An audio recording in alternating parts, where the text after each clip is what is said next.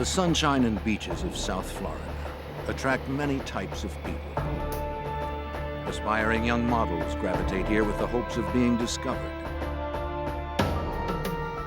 Beginning in February 1984, the dreams of stardom darkened into nightmares when several young women disappeared.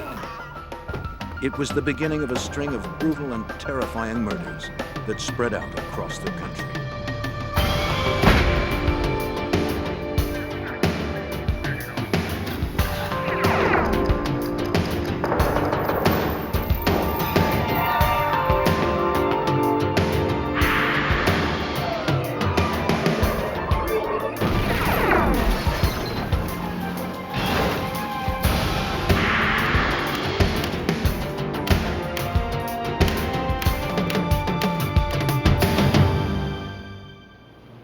It's a model's job to rivet the public's attention.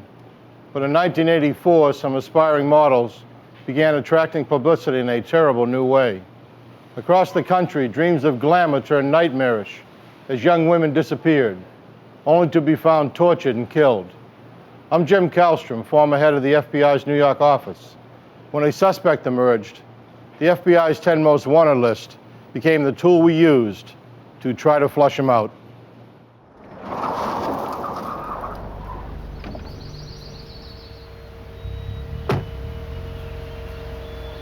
The promising life of Beth Kenyon came to a violent end on March 5th, 1984.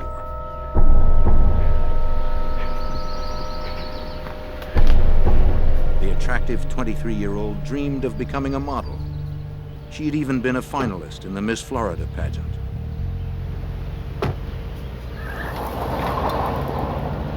But all her hopes were cut short this Monday afternoon.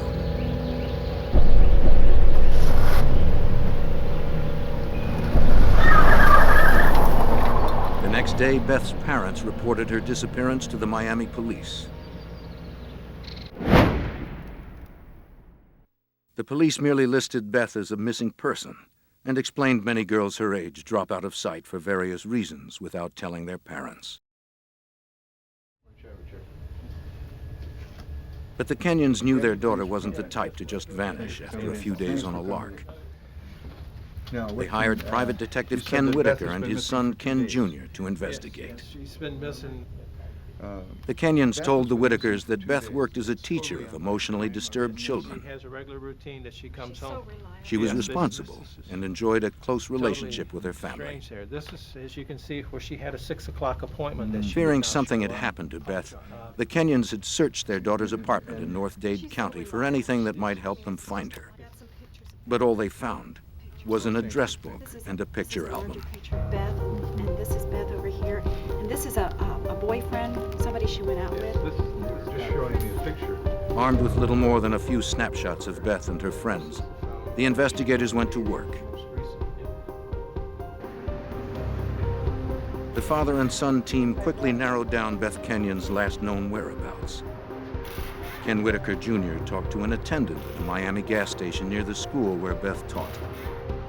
Ken showed the attendant several photographs. He clearly remembered Beth, but he also recognized someone else in the photos, a man that accompanied Beth the afternoon she disappeared. His name was Christopher Wilder.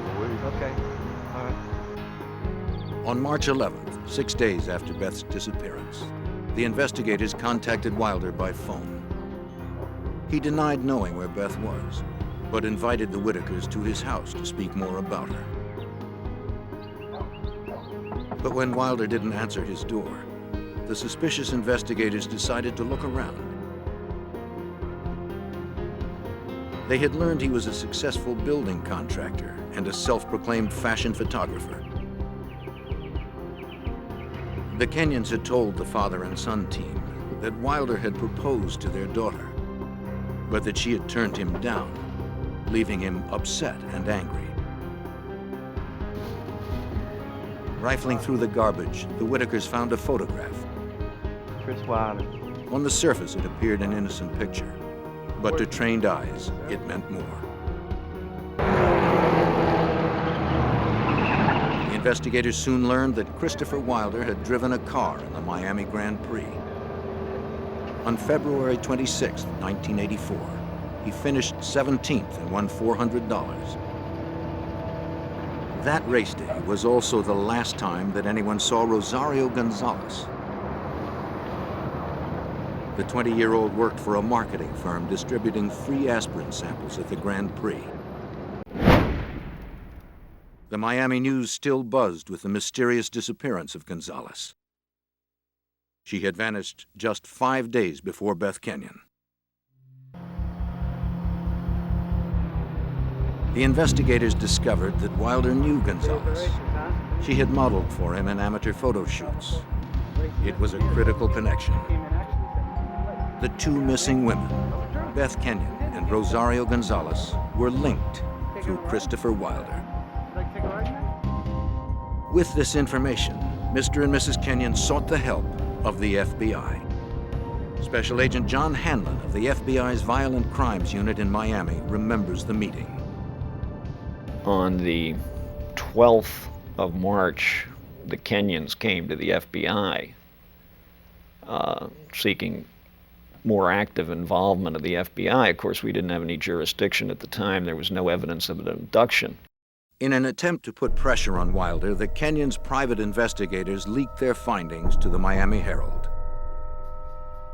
The story was published on March 16, 1984.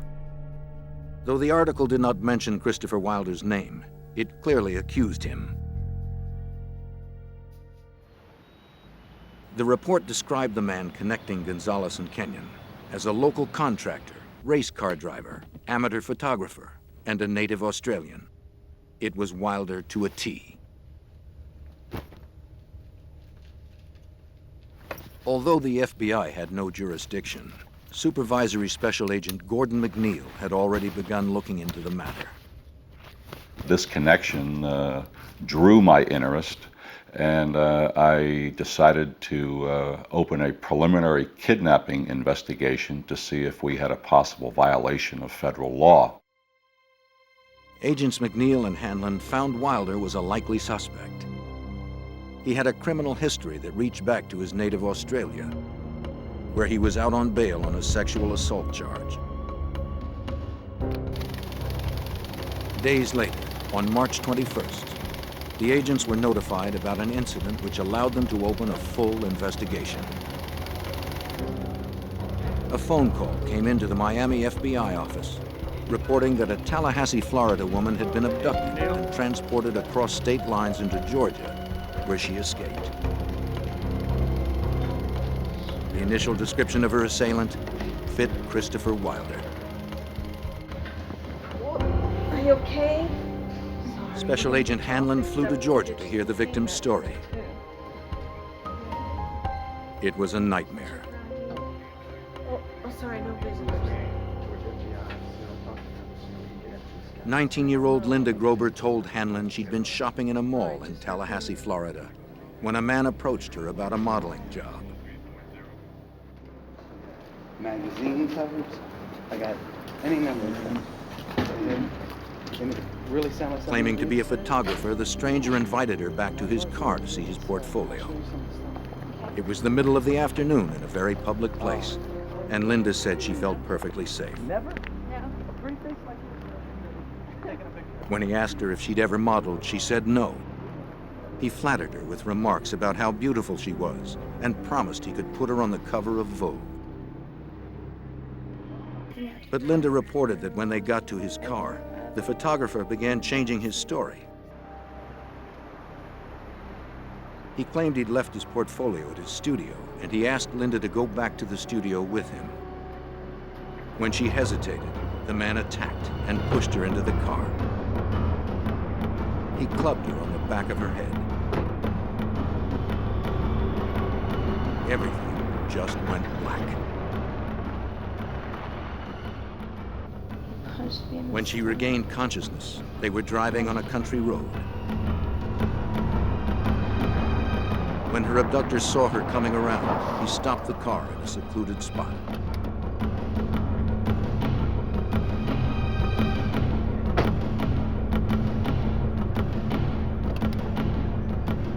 He dragged Linda from the car, telling her that if she tried to escape, he would kill her.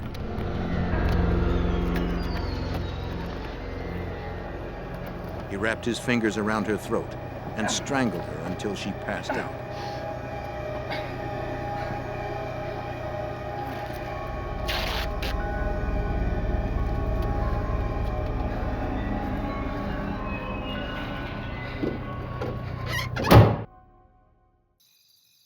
The next time she woke up, she was wrapped in a sleeping bag, lying on a bed in a cheap motel room.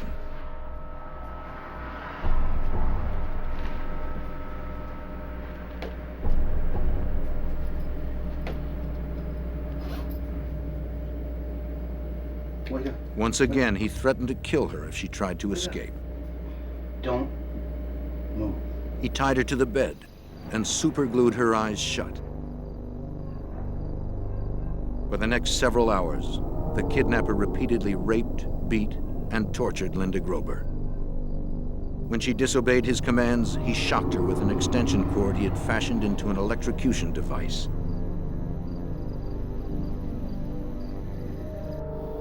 And he tied The me abuse up. was so severe, Linda realized she would be dead before someone found her. And then we drove to a She managed to break free and locked herself in the bathroom. Somebody help! Help She me, pounded on the somebody walls help and me! screamed for help. Help me! Stop it! Stop it! Stop it! Hey! Stop now! Stop it! Stop it! I'm telling you. The rapist panicked, grabbed what he could, and ran.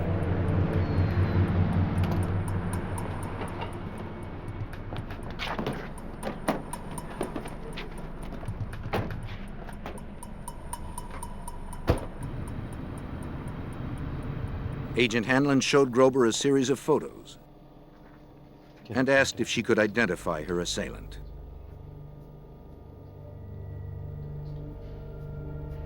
It was absolutely no doubt in my mind. I mean, I'd spent hours with this person that's who he was. And I just identified him as clearly Christopher Wilder.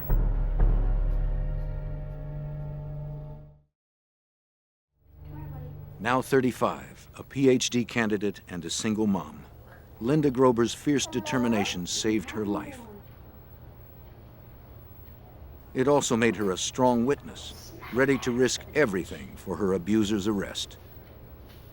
I was in the hospital for a week or something like that, and then I had to basically leave the country while he was still a fugitive because they were concerned about my safety. They were concerned about my family's safety. As heinous as Grober's ordeal was, it had the value of catapulting the investigation into a federal case. Because she had been abducted across a state line, the FBI now had full jurisdiction. Christopher Wilder was now wanted for the kidnapping and rape of Linda Grober. And he remained the prime suspect in the disappearance of Rosario Gonzalez and Beth Kenyon. Obviously now we had federal violation, and we had every reason to put all the resources of the FBI into this case.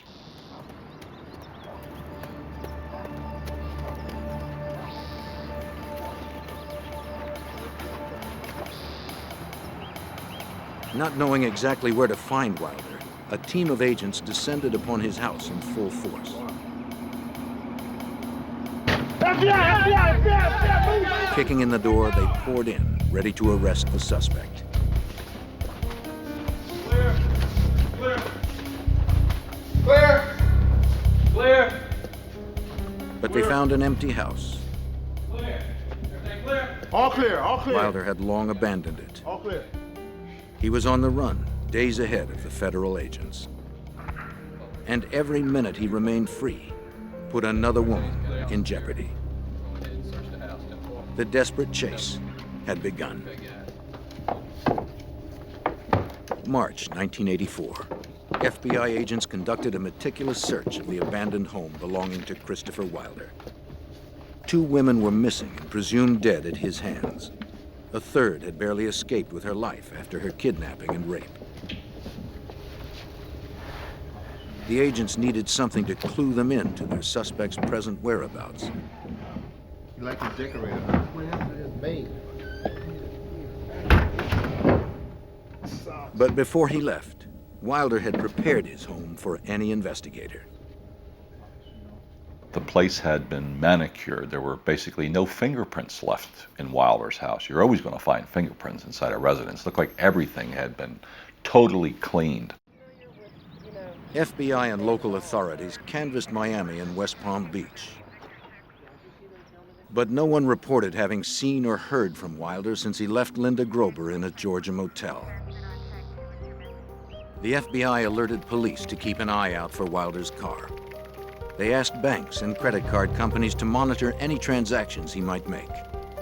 But informational systems in 1984 moved slowly. The leads trickled in and were usually too late for a quick response.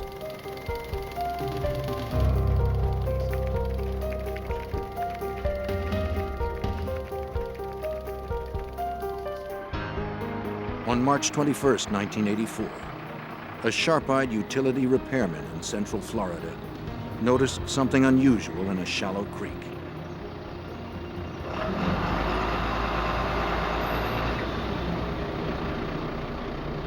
It was the barely recognizable body of a young woman. She was later identified as 21-year-old Teresa Ferguson. Witnesses last saw her 3 days earlier, leaving a shopping mall with a man fitting Wilder's description. The autopsy showed she'd been beaten with a tire iron and strangled to death. The victim's profile and the savagery of the crime suggested Wilder. But nothing directly tied him to it. If it was the Australian contractor, the FBI agents knew they had a serial killer on the loose. One that had to be stopped before he murdered again. Agents continued to follow the suspect's trail. An automatic security camera photographed Wilder at a bank in Tampa. The bank records showed that he had emptied his accounts of more than $19,000. It was an ominous break. Their prey now had the money to travel far and wide. By March 22nd, 1984, Wilder was already in Texas.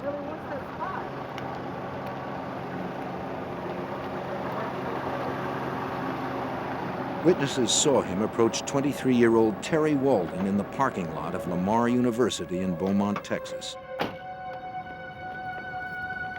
Walden was a wife, mother of 2, and a nursing student. Yes, I'm a photographer. My job is to know. Wilder asked her if she'd like to do some modeling. Make a lot of extra money. You sure you don't want to keep the card and think about it? But Wilder couldn't seduce Walden with his pitch. Okay. She politely declined.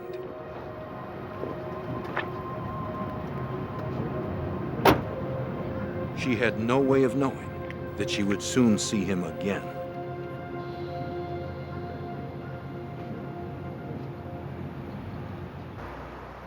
While the FBI began its national hunt, witnesses later told investigators that Wilder had stayed in Beaumont, Texas another day. This time he went back to familiar territory to stalk his next victim. They have this one is $7.99 or $9.99. He visited the local mall, shopping for a young woman to deceive with dreams of glamour. You're taking some fashion photography? No, listen. You don't have to blind me. I'm legit. It's okay. But no one succumbed to his bogus promises. No, sorry. That's fine. That's fine. After getting brushed off several times, he spotted a familiar face. It was Terry Walden. Hey, hi. She had come to run errands after dropping her 4-year-old daughter off at daycare. Are you interested now? Will you take the card and just consider? Terry again turned Wilder down. No. I'm sure you could. But this time, he wouldn't take no for an answer. As she left the mall, Wilder followed her out to her car. In broad daylight, in the middle of a crowded mall parking lot, Wilder attacked Walden. He knocked her unconscious and pushed her into her Mercury Cougar.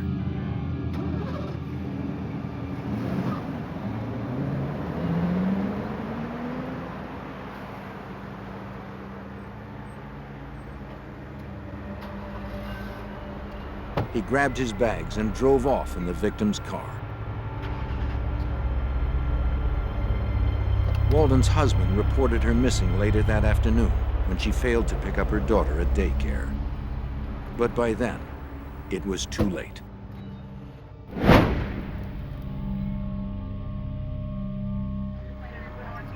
Terry Walden's body was found floating in a canal near Beaumont, Texas, a few days later.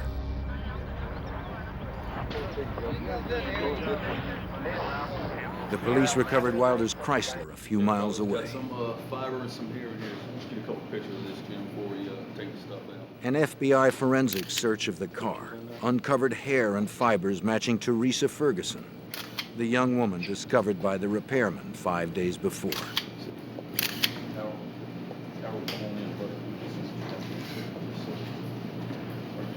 It confirmed what the agents had suspected all along. Teresa Ferguson had been Wilder's fourth known victim. Get on the floor, bro.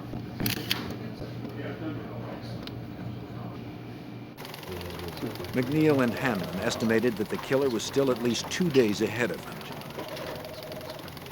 Out of the Miami office, they broadcast a national all-points bulletin for Terry Walden's stolen car.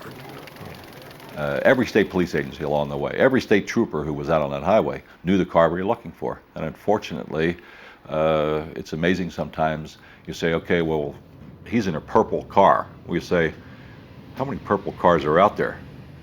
Well, it's amazing how many purple cars are out there when you're looking for purple cars. And that was the problem. We never knew at the time what license plate he was using on that particular vehicle. FBI teletypes clattered endlessly. Every field office in the country received page after page describing Wilder's physical appearance, his victim profiles, where he had last been identified, and where he was thought to be heading. The technology of 1984, however, could not keep up with the pace of his flight.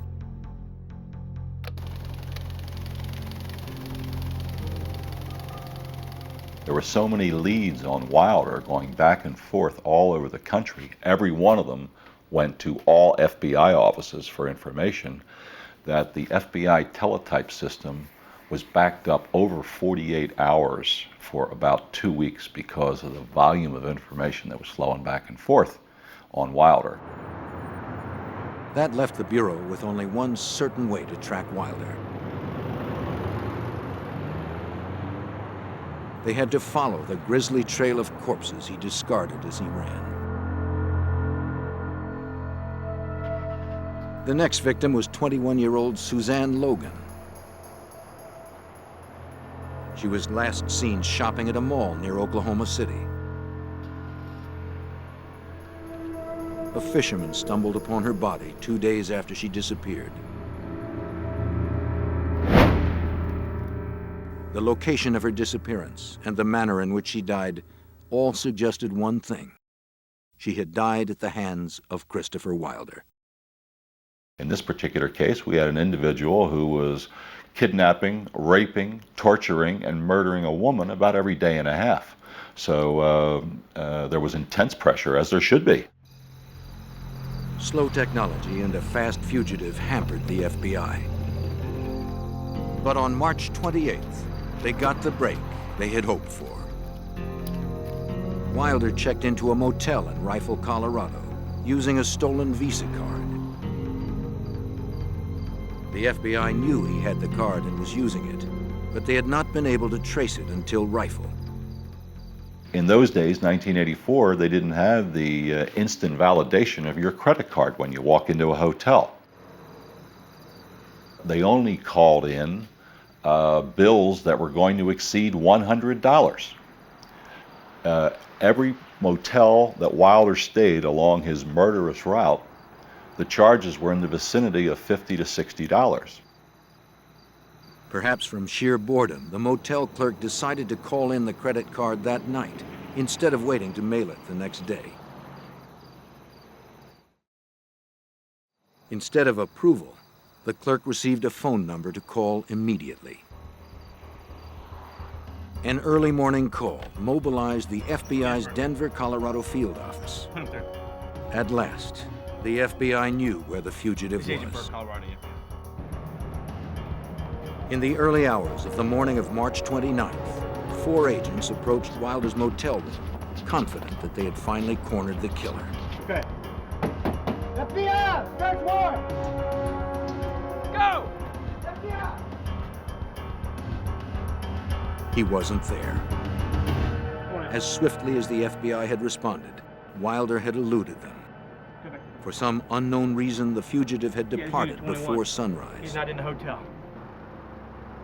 It had been the best lead the agency had, and it failed. Once again, the exasperated task force had no idea of where the predator was. Yet they feared it was one of the dozens of shopping malls within a day's drive of Rifle, Colorado. March 29th, 1984. In just 3 weeks, the Australian contractor Christopher Wilder had abducted 4 women and murdered 3 of them. FBI agents noticed a pattern developing in the campaign of violence. The killer kept his direction westward, and he had narrowed his hunting grounds to shopping malls.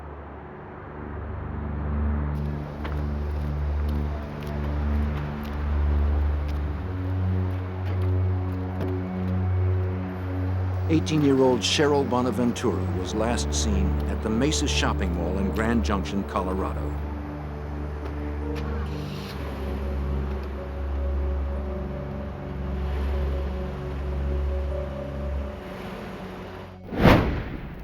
The FBI would later connect Wilder to her death.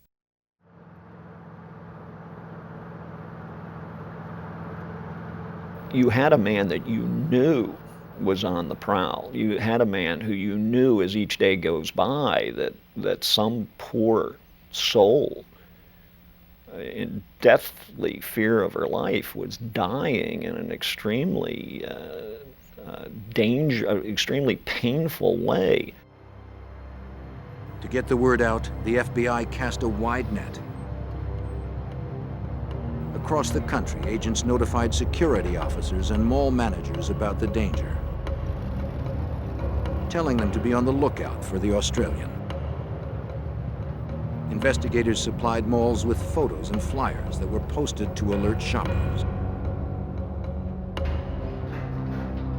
Despite the FBI warnings, a teen magazine held a cover girl competition at the Meadows Mall in Las Vegas.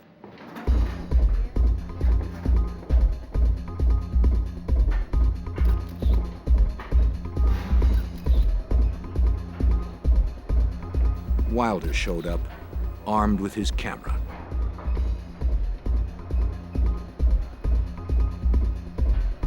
He chatted with several of the teens during the event, but eventually zeroed in on Michelle Korfman. The 17-year-old had driven up the 25 miles from her family's Boulder City, Nevada home. Nervous about participating in her first model search, she had asked her friends and family to let her go alone. After a few minutes' conversation with Wilder, Korfman changed her clothes and left the mall with him. Yeah, sure, I do. That's great. It was April 1st. As soon as Vegas authorities alerted the FBI that a local girl had disappeared at a mall, agents responded. They asked for all pictures that anyone had taken of the fashion show. One photographer immediately delivered 5 rolls of film. And when they printed those photographs, there was the Korfman girl on stage in a modeling type pose, and who's directly beyond her, about 20 feet away, looking at her with what I call the look of a homicidal maniac, none other than Christopher Wilder.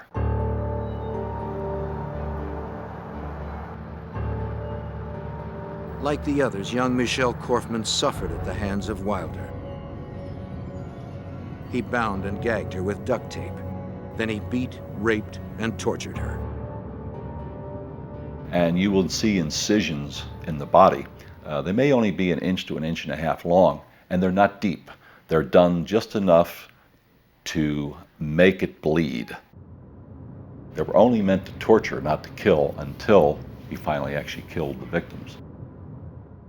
He was a brutal, sexual sadist. Prowling shopping centers and other areas. On April 5th, 4 days after the Michelle Korfman disappearance, the FBI held a press conference. They announced the placement of Christopher Wilder on its famed 10 Most Wanted Fugitives list. 10 most wanted. For 50 years, the list has helped generate the publicity needed to catch violent fugitives. Hey, Beth. Special Agent Tron Brecky serves as national spokesman for the FBI. Thank you. The criteria for the top 10 was met with Wilder. He was a menace to society, he was extremely dangerous, a violent individual on whom charges were outstanding, and he had fled the area where we thought that he might be. Therefore, it was very important for us to get the message out to the American public and to the media that he could be anywhere in the United States.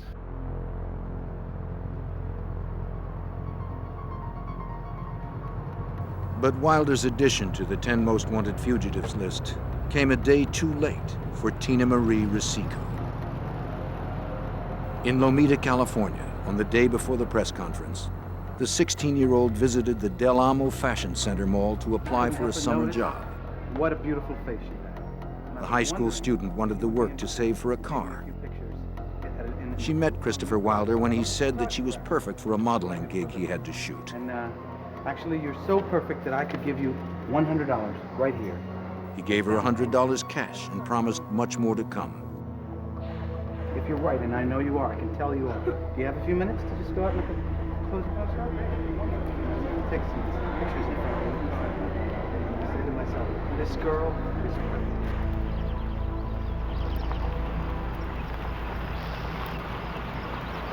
Wilder drove Tina Marie to a nearby park.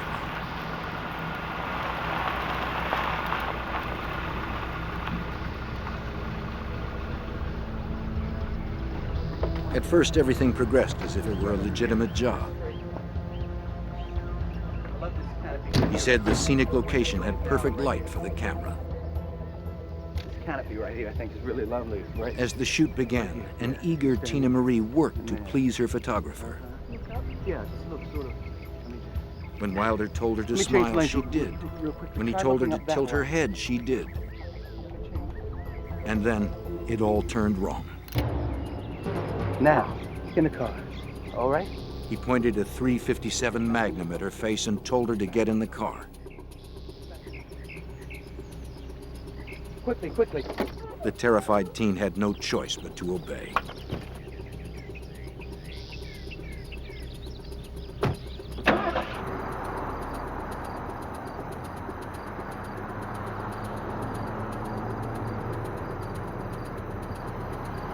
Wilder brought Tina Marie Rosico to a motel in San Diego.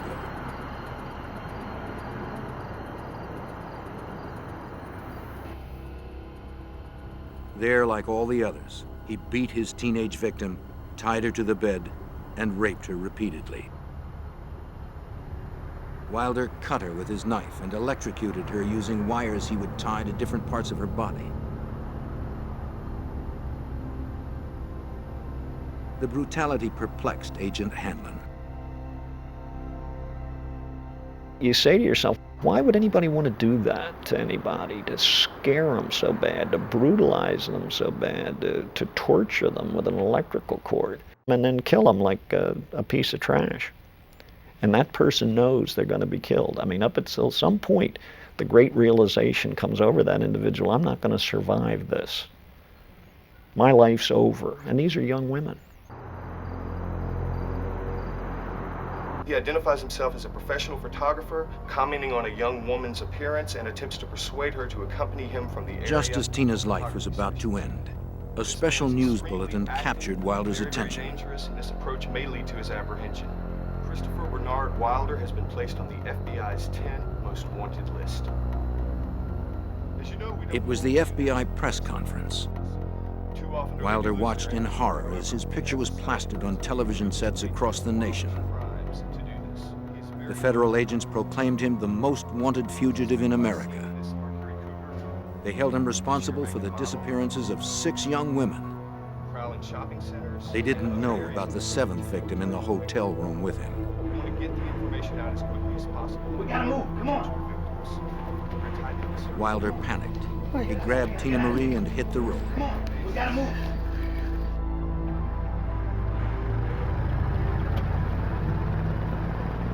But now that he was top on the 10 most wanted fugitives list, Wilder landed on the front page of every newspaper and on the top of every newscast in the country. It's the front page headline in every newspaper in America.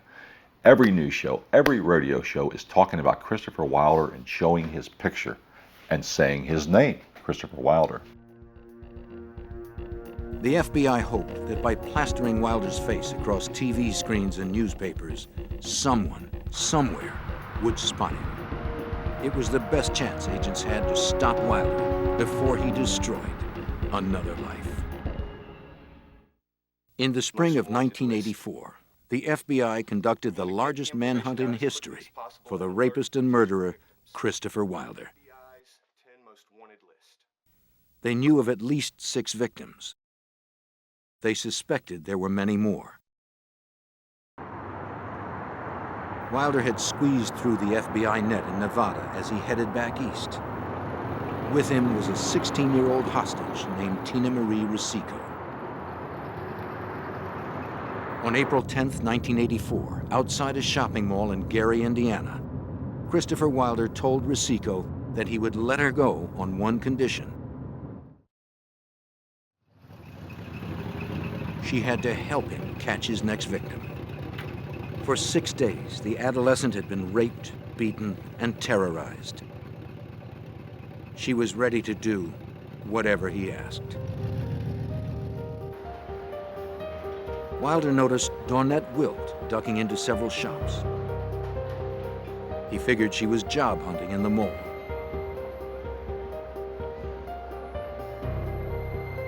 Ruso told Donette that Wilder was a store manager and wanted her to fill out a job application at his car.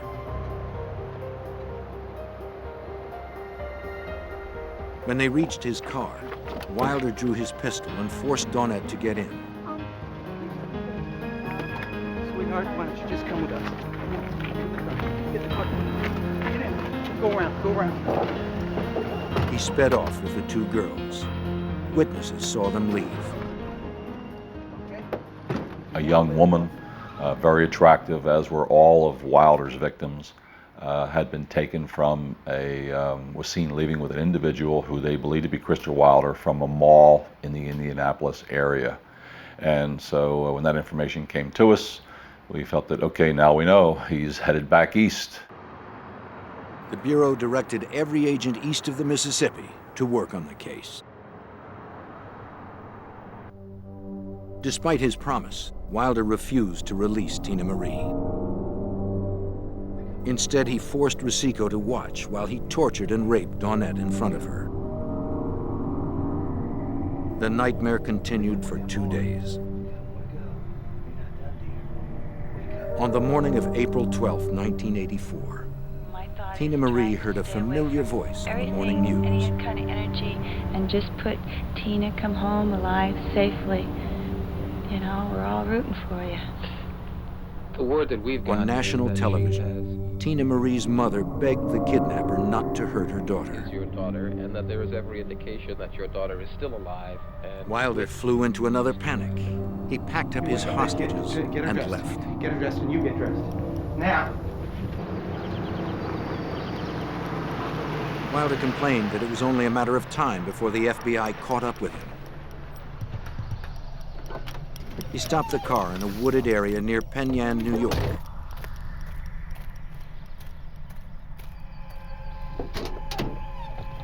He ordered Ruso not to move. Donette was drugged with sleeping pills, yet he forced her to march into the forest.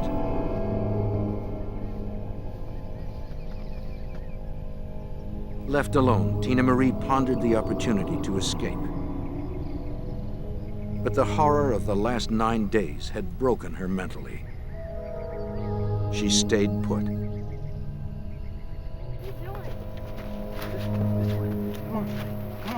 Walking through the woods, Donette Wilton slowly woke up to the realization that Wilder was going to kill her.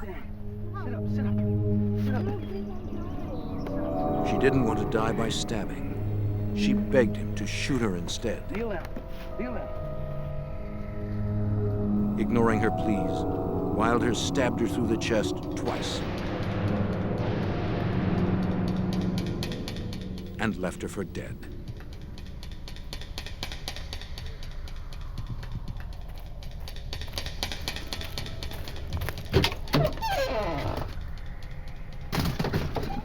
Okay, here we go.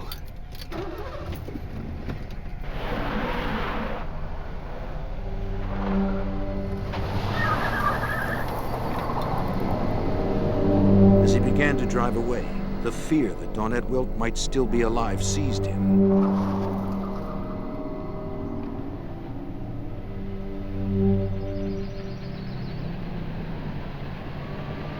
He returned to the scene to properly dispose of Donette.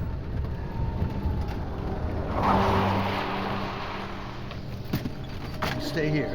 You stay here, you hear?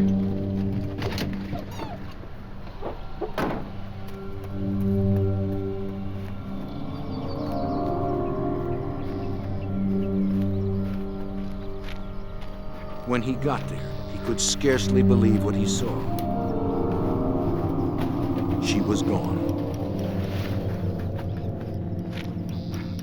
Incredibly, Donette Wilton had survived. Stabbed twice, bleeding profusely, drugged and beaten, she had managed to pull herself up and escape to a road where a passing motorist rescued her. Thanks to Wilt's testimony, the FBI now pinned Wilder in the Northeast, still driving the Mercury Cougar he had stolen from Terry Walden. But for how long? After he went back and found out that she was no longer there, he realized obviously that he had to do something with this vehicle. He needed a new vehicle. And he got into western New York State. Once again, he headed for the nearest mall.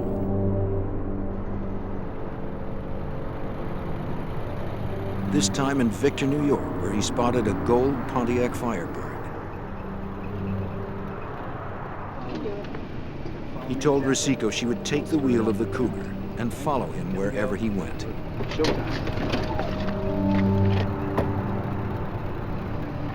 He carjacked 33-year-old Beth Dodge.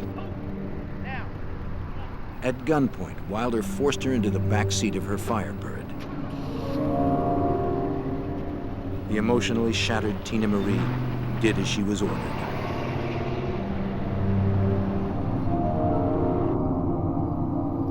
Wilder drove for a half an hour to a secluded area.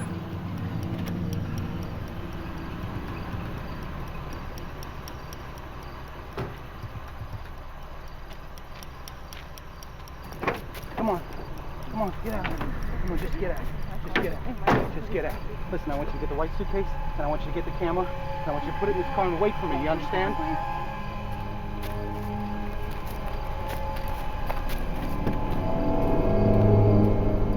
He forced Beth Dodge into the woods.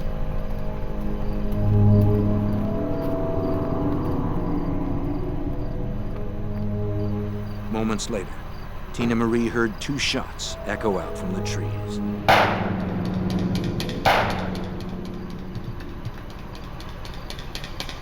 There had been no rape, no torture this time. Wilder had simply killed Dodge for her car. But he had a different fate in mind for Tina Marie. In all the hell he had put her through, Wilder had bonded with Tina Marie. He told her he didn't want her to be around when the end came. He drove Tina Marie Ruso to the airport in Boston and gave her money for a ticket home to Los Angeles. Her ordeal was finally over. Once safely home, Tina Marie would fill in details for agents about Wilder's murderous rampage. Wilder was now alone, and the agents didn't want to wait till another victim disappeared to clue them into his whereabouts. During the search for Wilder, we knew that he had friends in Canada and had visited Canada extensively. So we felt there was a good chance that he was heading directly east and then north into Canada. Wilder raced toward the border in Beth Dodge's Firebird. For 3 weeks, he had beaten the FBI's best efforts. Even the 10 Most Wanted Fugitives list had failed to produce his capture. Agents McNeil and Hanman desperately wanted to stop the killer before he struck again or fled their jurisdiction. By April 1984, Christopher Wilder had left 7 women dead across America. 3 more were presumed dead. 3 others had survived with rapes and beatings. The FBI believed that he was in New England, heading north. Federal agents concentrated their resources in the northeastern states before he could escape across the Canadian border. I mean, the FBI had agents out circularizing in the wanted poster out and that kind of thing, but the best thing you have going for you are the hundreds of police officers up in that area who are many more eyes and ears than FBI agents available in New England.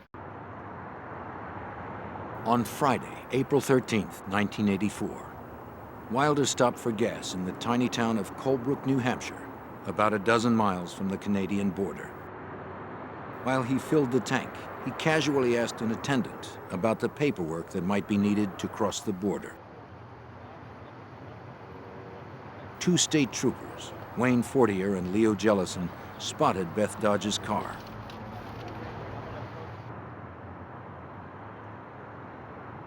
They, like almost every police department in the country, had been told to be on the lookout for the Firebird and for a man of Wilder's description. Jellison asked Wilder if he could speak with him. Wilder leaped into the Firebird and grabbed his .357 Magnum. In the struggle, the weapon went off. Officer Jellison was shot in the chest. He would live.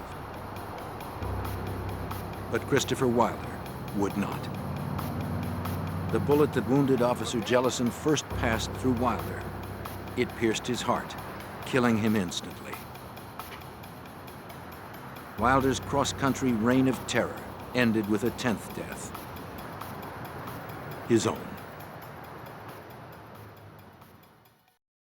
Authorities ultimately recovered the mutilated bodies of Cheryl Bonaventura and Michelle Korfman in the months afterwards. But the 2 missing women that started the investigation, Rosario Gonzalez and Beth Kenyon, were never found. Mr. and Mrs. Kenyon went to their graves without knowing the fate of their daughter. Other victims and their loved ones have struggled to restore their shattered lives. Linda Grober has also learned a chilling lesson. I think an important point to make is that these people are not always demons, and they don't always have tattoos, they don't always have long hair. They're often extremely eloquent, and they're disguised, and they can fit easily into your father's living room after dinner sipping a wine or a brandy.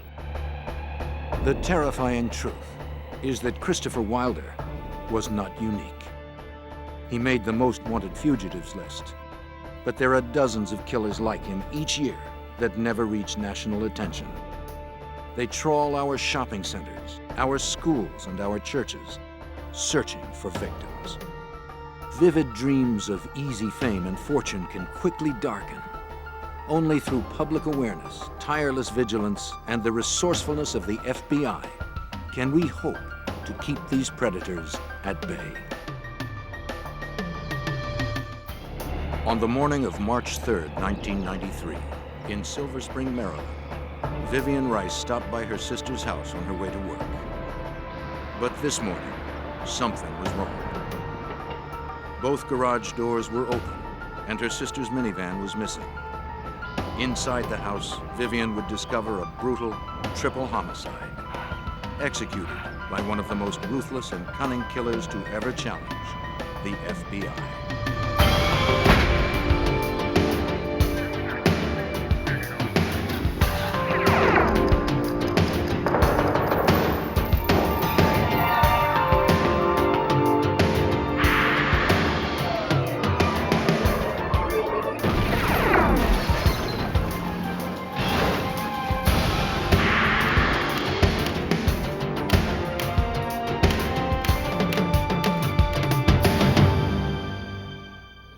When 3 people were found murdered in their home, it appeared like a burglary gone awry.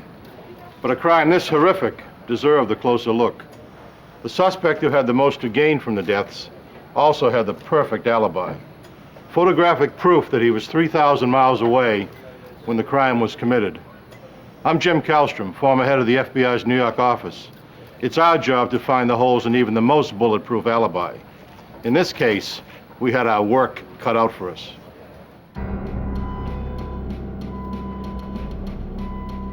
A Montgomery County, Maryland police officer responded to Vivian Rice's frantic 911 call. He found a female victim dead just inside the front door. He also found a second woman dead. And a young boy, apparently murdered in his bed. We got 3 victims here. Need detectives and evidence technicians over here. Through the day and into the night, investigators would scour the scene for evidence, thoroughly searching both inside and outside the house. They soon identified all the victims.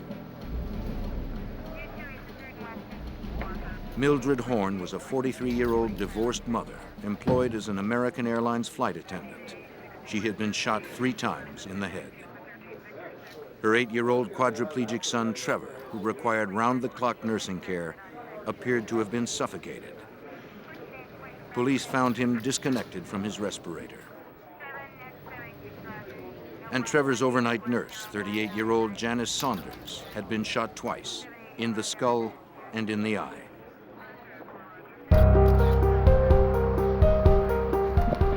Evidence technicians began work immediately. They were thorough, but there was little evidence to collect.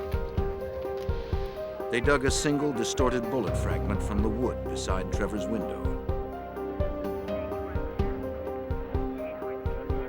Investigators took swabs of blood, carefully collecting samples for DNA testing. But the blood would match only the victim's DNA. With so little to lead investigators to a suspect, technicians scrounged harder for clues, collecting anything and everything that seemed promising.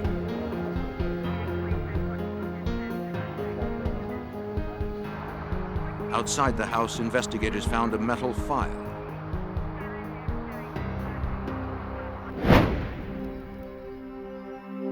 Police were thorough, but the killer had been meticulous. Montgomery County, Maryland homicide detective Craig Wittenberger, named lead investigator, struggled to make sense of a case with 3 helpless victims, no obvious motive, and few clues. There were some things that struck us as odd, I think, from the very beginning of the on-scene investigation inside the house. The foyer area, a closet, the contents had been dumped, everything been pulled out of the closet, dumped onto the floor. We found a purse, which we would later learn ultimately belonged to Millie.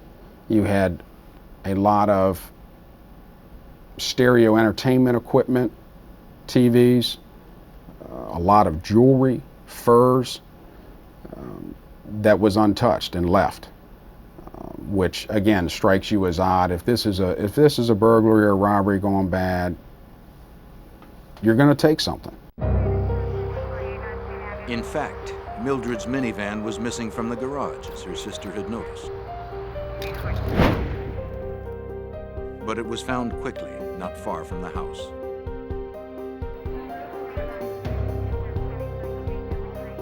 Some of Mildred's credit cards were also missing,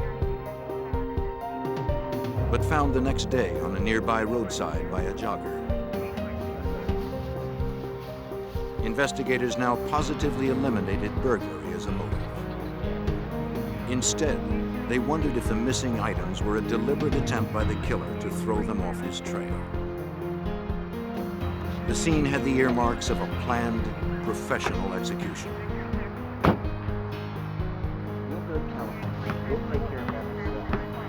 As for a suspect, at the crime scene, Vivian told them Mildred's ex-husband, Lawrence Horn, was probably responsible. She begged them to investigate it. He quickly became the prime suspect. All the family members were giving us this information that kept pointing to Lawrence Horn that would be based on the very stormy, rocky relationship that Millie and Lawrence Horn had had for many, many years. Danny, could you get this drum set up in number 5 for me, please? All right. Investigators learned that in the 1960s and 70s, Horn had been a top producer and recording engineer for Motown Records, credited with many hits, including Shotgun by Junior Walker and the All-Stars.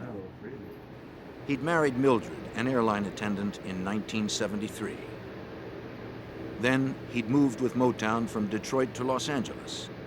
Okay, give me a test. But when the company's fortunes waned, so did his. He and Mildred divorced in 1987, but their problems continued. As Bob Dean, Maryland Assistant State's Attorney, soon discovered. We did some research on Lawrence Horn in the courthouse that day, particularly what the status of his child support payments were and whatever civil aspects of his ongoing civil battle with his wife were. And he had just been held in contempt several months before for failure to pay $18,000 in child support. But in reviewing more court records, investigators learned that on March 3rd, the day of the murders, Horn's financial outlook had brightened considerably. With his wife and son dead, he now stood to inherit $1.7 million. The money came from a malpractice settlement awarded to Trevor when a routine operation left him with brain damage. Should Trevor die, the settlement also listed his beneficiaries. The beneficiaries of Trevor were obviously his mother and his father, and that was Millie and Lawrence. If Millie were dead, Lawrence got everything. Hello, Miss Horn? At Detective Wittenberger's request, the Los Angeles Police Department contacted Lawrence Horn within hours of the murders. Lawrence, I think you better come out here. Yes, Mother. They tracked him to his mother's house. Mr. Horn? Police told Horn about the murders and were surprised by his response. Am I a suspect? No, sir. Mr. Horn's behavior was very odd. It was odd enough that the LAPD officers took note of it from the very outset. Not only did he not want to cooperate and want an attorney, basically his only questions or inquiries about were whether he was a suspect in this thing. Police took him to the station for further questioning. They asked where he was at the time of the crime. He told them he was with his live-in girlfriend, Shira Bogan, I was at home. and described their activities. Later they would question her, and she'd corroborate his story. I was at home. If Horn or someone he employed had crossed state lines to commit the crime, they would have violated the Interstate Travel in Aid of Racketeering statute, a federal offense under FBI jurisdiction. Now, the FBI was brought in.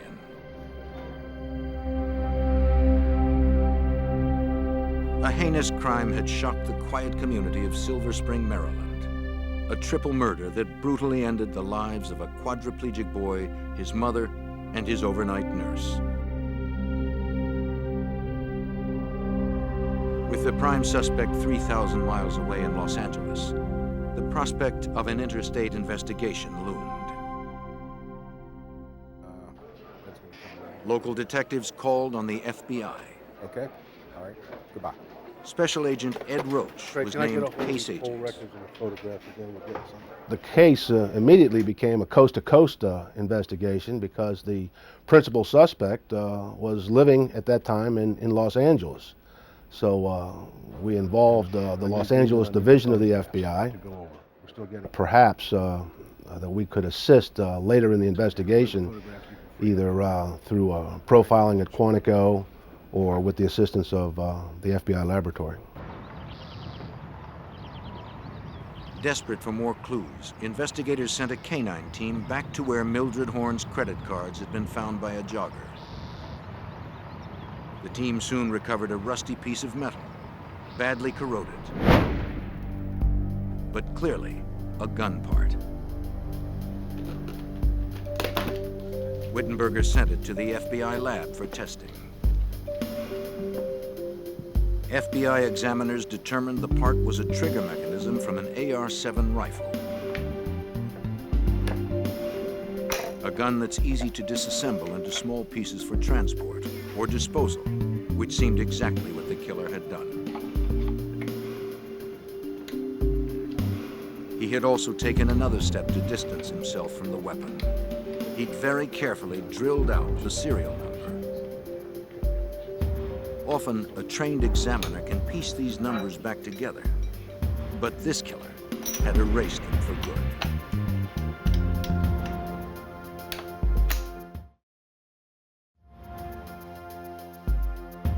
Another firearms expert would determine how long the gun part had lain by the side of the road. Analysis showed the amount of corrosion was consistent with the time elapsed since the killings had occurred. So this was likely the murder weapon.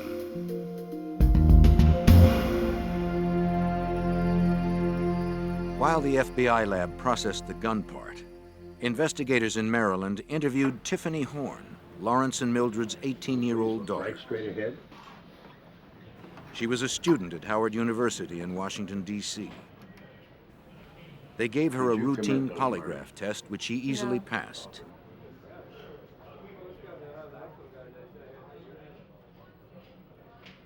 Did you commit those murders? No. Later that day, Tiffany would talk with Detective Wittenberger, revealing 3 key clues. The first was something that had happened in the summer of 1992. Her father had called, asking her to videotape the outside of her mother's house for him, along with Trevor's room. The idea was so bizarre, she'd only taped Trevor and his nurse, with Trevor in his bed, attached to his respirator. Tiffany gave the tape to her father. Now Wittenberger and the FBI wondered if Horn wanted someone to know the layout of the house. Then, on March 1st, 2 days before the murders, Horn had called her again. He wanted to know where his younger daughter, Tamiel, would be for the next few days.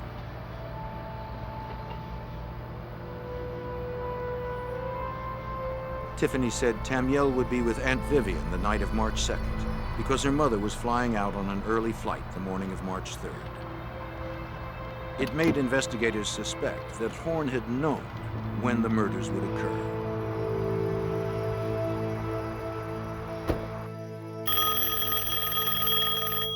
Tiffany shared one other revealing incident that day. At about 2:30, the morning of the murders, she had inadvertently called her mother. Tiffany had hit the wrong speed dial key on her phone. She'd meant to call her boyfriend. She apologized and hung up. The timing of the call helped investigators estimate the timing of the murders, along with another observation. Trevor's round-the-clock nurses made entries every hour in a logbook near his bed. Based on that, the 2:30 phone call, the 2 o'clock entry in the nurse's log, and there not being a 3 o'clock entry, and the autopsy findings, I think we pretty much based the time of death as being around between 2:30, 3 o'clock in the morning. On March 11th, about a week after the murders, Wittenberger and his partner flew to L.A. Police officer, search warrant! With the assistance of the Los Angeles Police Department, they carried a probable cause affidavit to search Horn's apartment.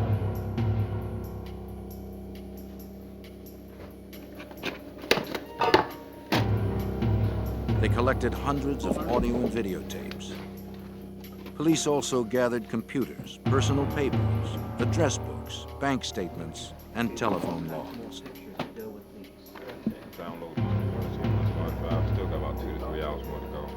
Back at the station, investigators began the time-consuming task of reviewing all they'd recovered. They'd printed thousands of pages from the hard drives of Horn's computers. They found he'd made handwritten notes on documents regarding Trevor's settlement money. The notes confirmed what they already suspected. Horn was well aware he could gain a fortune from his son's death, and he was well versed in the legalities of the settlement. Investigators also found a map that was telling. It was hand-drawn, showing Mildred Horn's neighborhood. The streets were outlined and labeled. An X and her initials marked her house. Had Horn been directing a stranger to find her? Perhaps a contract killer. In the hundreds of hours of videotape that were recovered and screened, one home movie stood out. Horn had videotaped himself standing in front of his television set, which was tuned to the cable TV program guide station. The station was clearly broadcasting the time and date. 11:45 p.m., March 2nd, 1993, California time. 2:45 a.m., March 3rd, Maryland time. Exactly the time and date of the murders. Investigators quickly dubbed it the Alibi tape, since it seemed to have been created for that purpose. Now, Wittenberger and the FBI seemed to have some substantial leads, but they were still far from apprehending the mastermind of this brutal crime. There he is again. Same shit. He's walking back. When investigators searched the LA apartment of their prime suspect in a triple murder, they discovered a suspicious videotape.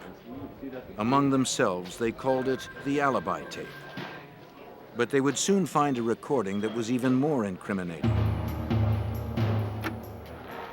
A 22-second excerpt from Horn's dozens of audio tapes. It was from a conversation between Horn and an unknown male. The words were cryptic, but their meaning was clear. Can you play it?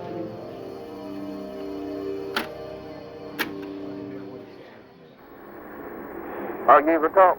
No. Okay. All right, so I'm sitting there.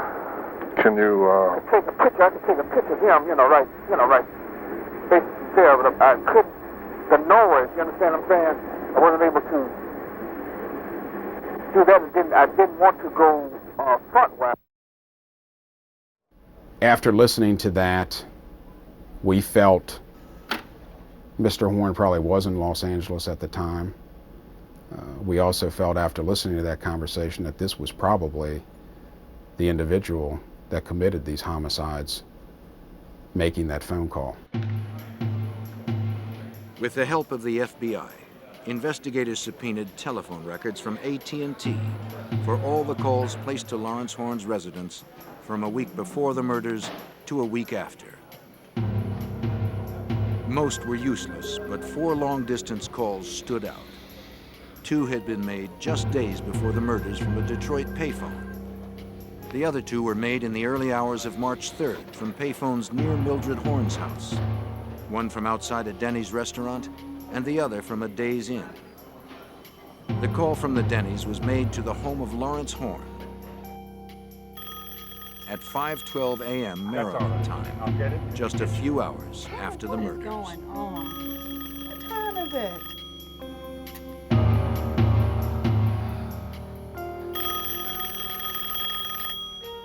Was it the cryptic 22-second conversation? Yeah. And who had made the call?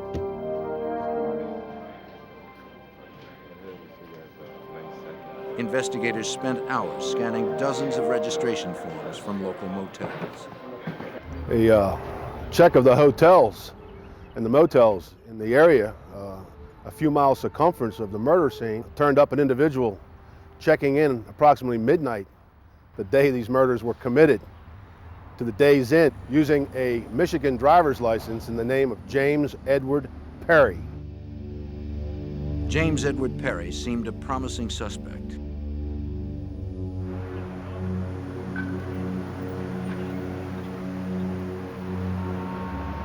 With Lawrence Horn's roots in Detroit's music industry and the Detroit call in his telephone records, perhaps there was a connection.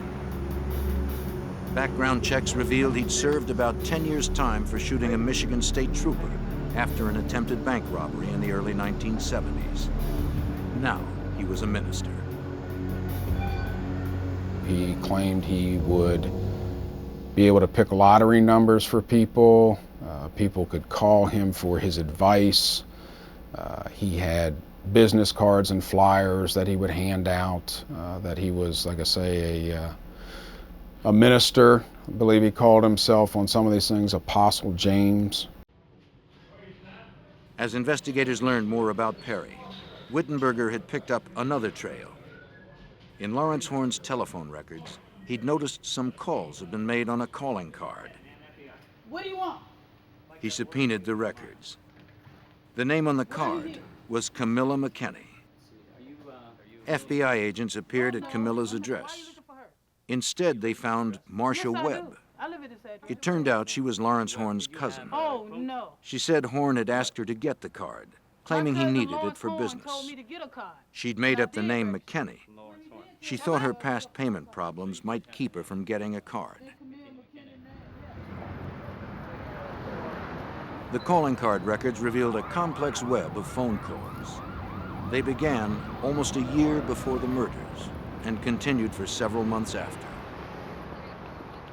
We examined the records for that calling card account and saw that there were numerous calls throughout 1992 and 1993 from payphones in Los Angeles. Payphones that we plotted out on a street grid, primarily within walking distance of Lawrence Horn's house. It went directly to James Perry's house in Detroit. Yeah, I could do it. And likewise, there were numerous calls from 1992 to 1993 of payphones throughout Detroit, primarily on the east side of Detroit, which is where James Perry lived, to Lawrence Horn's house in Hollywood. And we figured Perry was looking for the rest of his payment. And we surmised that, that Horn was waiting for his windfall from his son's estate. But if it seemed investigators had finally hit the jackpot, the prize remained just out of their grasp. Connecting suspects to calls required painstaking detective work, logging the time and phone number where each call was made and received, then attempting to place the suspects accordingly. Horn and Perry had covered their tracks with many layers of deception. Investigators were beginning to bog down, and their frustration was starting to show. It starts out at an extremely fast pace. Everything's hot and heavy, very high-profile murder case. Everything, like I say, is rocking and rolling very quickly. Then all of a sudden the skids are put on. The investigation starts to slow down because now we've almost shifted gears and now going into a documentation that turns into almost a paper trail case. But Wittenberger and the FBI stayed on the trail like bloodhounds. And in late September of 1993, They closed in on James Perry. They began a 24-hour-a-day, 7-day-a-week surveillance. We had the Michigan State Police and the FBI. Both agencies agreed to put him under surveillance in a cooperative effort. It was during a week in September that we saw that James Perry hung out with a particular individual. We didn't know who he was until we checked the tag of his car. It was a guy named Thomas Turner. A background check showed the 52-year-old Turner was a trucker by trade. More significantly, he was another of Lawrence Horn's cousins. He was also fast friends with Perry. The two had met in prison 13 years before, when Perry was serving time for the state trooper shooting incident and Turner for robbing a bank.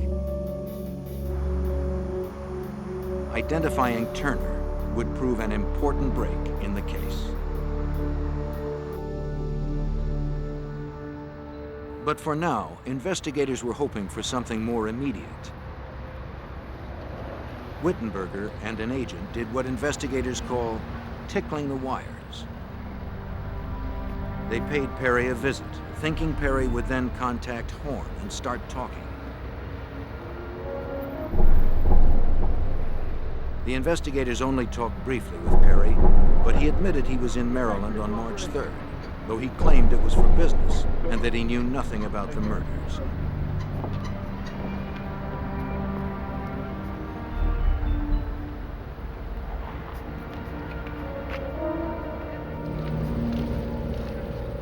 In September of '93, after weeks of wrangling for court authorization to tap Lawrence Horn's home phone, federal agents finally got the go-ahead. Special Agent Roach was key in obtaining the approval. We were hoping to get the smoking gun, the conversation between James Edward Perry and Lawrence Horn. We were hoping for a conversation that would say something like, I want the rest of my money, you know, I did the deed, the down payment's not enough, you promised me such and such, I only got this, and now I want the rest of my money, or maybe you're going to be next. Something like that would have been terrific. But Horn and Perry were too sly to let anything slip. And by mid-November, with the investigation at full tilt, they stopped talking to each other altogether. Despite months of slow but steady progress, Horn and Perry were still one step ahead of the law.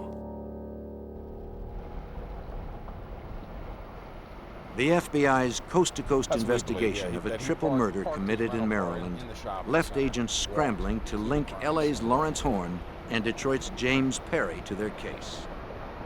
Investigators knew the two men were talking, but they didn't know how. Were they using Perry's former jail buddy, Thomas Turner, as a go-between? The FBI secured authorization to tap Turner's phone. Yep. That was the key. Yeah, what's up? Both Horn and Perry talked yeah. to Turner often, Yeah, okay, and that's Turner no problem. relayed messages between them. But they were careful not to use language that might incriminate them. And once again, agents found themselves back in the same old grind, monitoring and logging hundreds of calls, then trying to make links between the callers. All right, I'll talk to you later. One surveillance would be taking place, actively taking place, physical surveillance in Los Angeles on Lawrence Horn, while at the same time, 24 hours a day, the Detroit division was conducting physical and electronic surveillance on Thomas Turner and physical surveillance on James Edward Perry. As before, they made a few connections between calls and callers. But mostly, the process seemed just a test of their endurance and dedication. Horn and Perry were giving them a run for their money. Then, around Thanksgiving, after 3 grueling months, investigators got a bite. Perry was preparing to move. Agents secured a federal warrant to search his residence before he left. It was a dangerous mission. Perry had shot a Michigan police officer, and he was known to own high-powered weapons. An FBI SWAT team made the entry. Wittenberger and his partner followed. They roused Perry and his girlfriend from bed, catching them unaware and unarmed.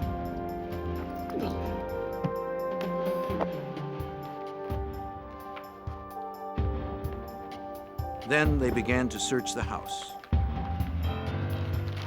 Police collected videotapes, bank statements, and other documents. Much of what they found seemed strangely out of place in the home of a so-called minister.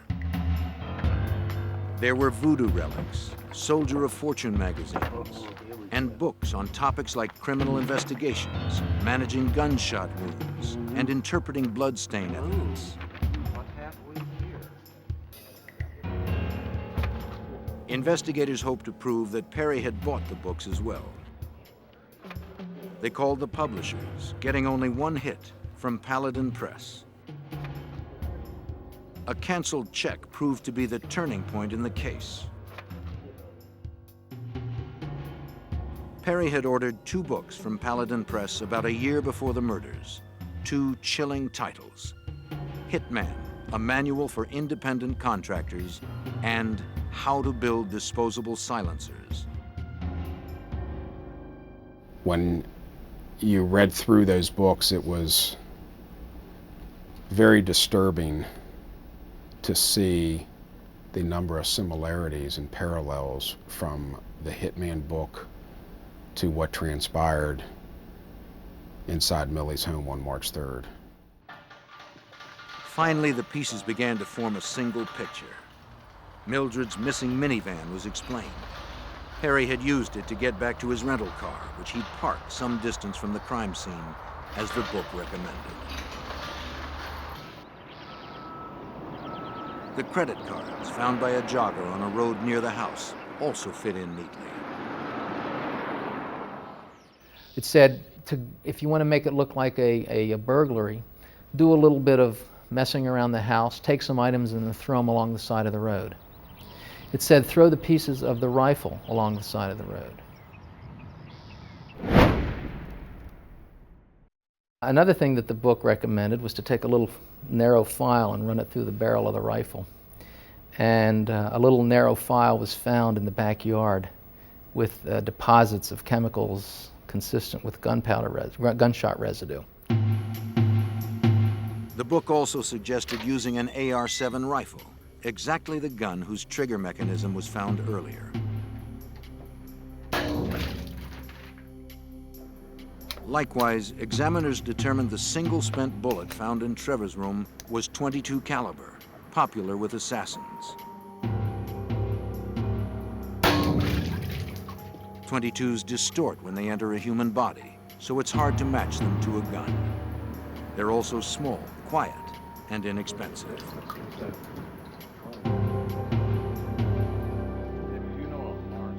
In January of 1994, there was another big break in the case. After months of pressure from Wittenberger, a grand jury subpoena finally brought in Thomas Turner.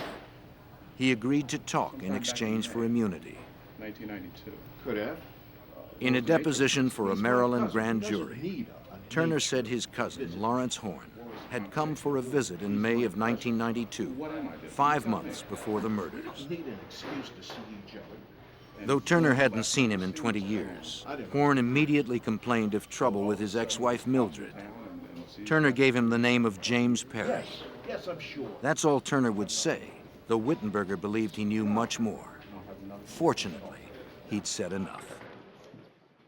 At that point, because of what we had learned from Thomas Turner and what we had learned from the Hitman book and the wiretaps, we felt we were in a position to establish a conspiracy, to establish that James Perry had in fact carried out the killings. That summer, Wittenberger struck. On July 19th, 1994, he arrested Horn at his Los Angeles apartment without incident. Wittenberger would question him for 45 minutes at the police station, but Horn refused to talk about the crime.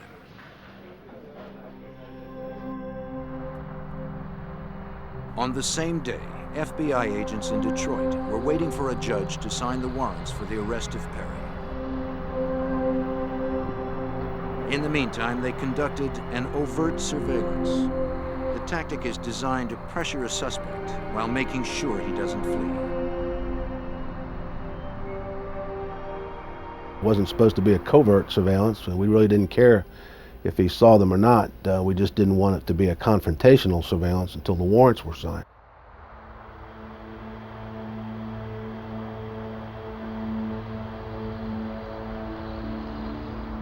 Once the warrants were finalized, agents could arrest Perry. Until then, they would follow him in the open, knowing he knew they were there. They would keep him in sight at all times.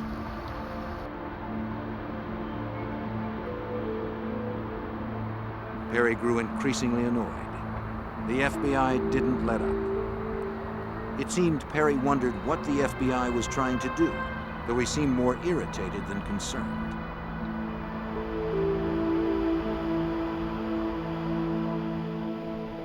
He drove off, still in clear view of agents.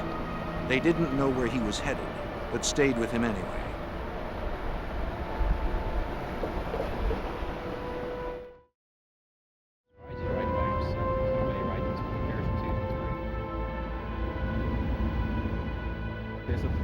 Watching. He stopped to pick up a friend.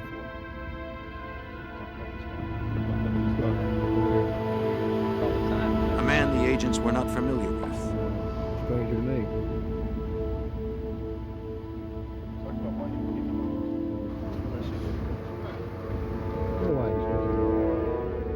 The two drove off in Perry's car, with the tail close behind. Well, let's give him something to play with. Stay right on.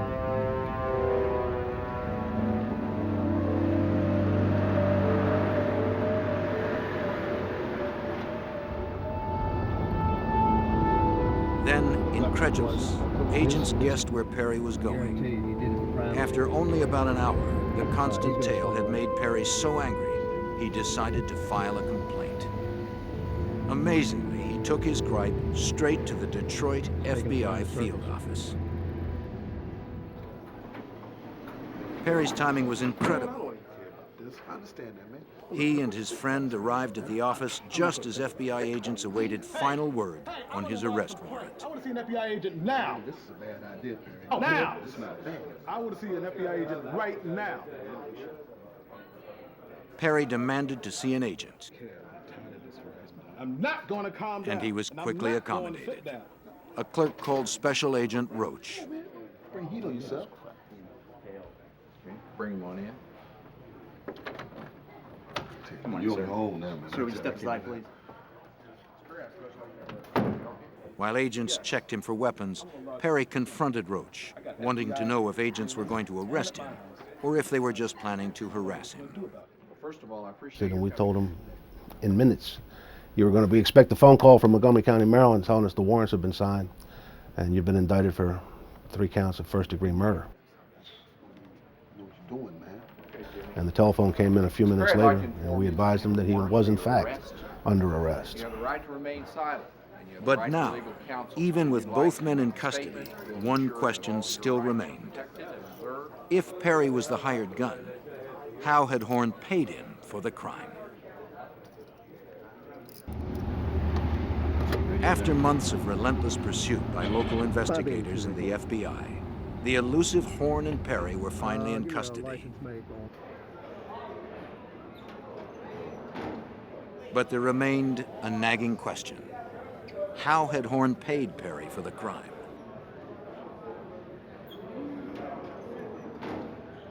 The answer came 2 months later, only as a result of still more dogged detective work. As we were reviewing the results of the search on James Perry's house, we noticed this photograph that in essence showed various cassette tapes that James Perry had. That was the purpose of the photograph, but underneath one of the items here, we saw a Western Union card. We got a bundle of records from Western Union showing us that there were indeed a number of transactions from Los Angeles to James Perry's live-in girlfriend, Pauline McGee. The person sending it was George Bernard Shaw. Well, we now had another area to investigate for a few months. After much digging, Dean discovered a man named George Bernard Shaw had died in July of 1992 in an auto accident in Los Angeles. When Dean sleuthed out the LA Times for the day of Shaw's death, he discovered the man's connection, though it wasn't in his obituary. We have on the front page, Mary Wells dies. And for those in our generation, she was a big Motown star. Go to the obituary page, big story about Mary Wells dying in Los Angeles. In the lower right-hand corner was a list of other people who had passed away. One is a guy named George Bernard Shaw, with no information about him, just the cemetery. Lawrence Horn had used the name of this anonymous dead man as the front for his payments, which were made with the money Horn was able to save.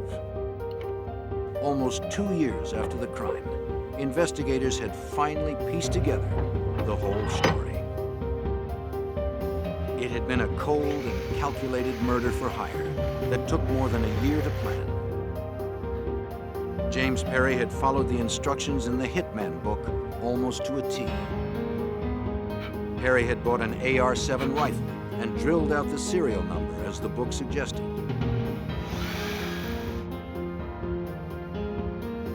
And he'd built a disposable silencer using the book's directions. He'd carefully cut the parts and assembled it. He also packed a bag of supplies, a brown mechanic suit so he could walk through Mildred's neighborhood looking like a repairman, and latex gloves so he'd leave no fingerprints. In the months before the crime, he and Horn had talked often, discussing each detail.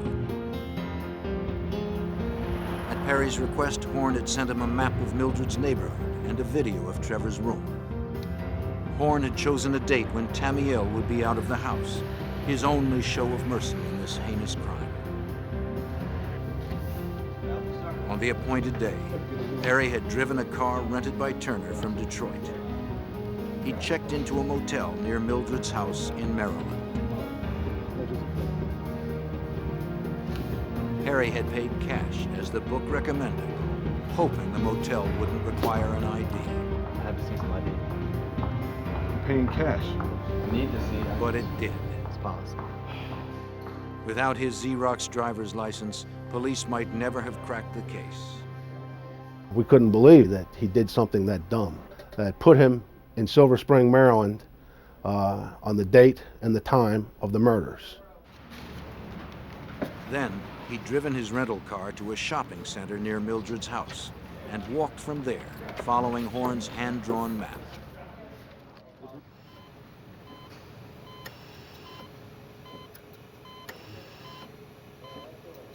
In the house, unsuspecting, Nurse Janice Saunders made the 2 a.m. entry on a medical log attached to Trevor's bed.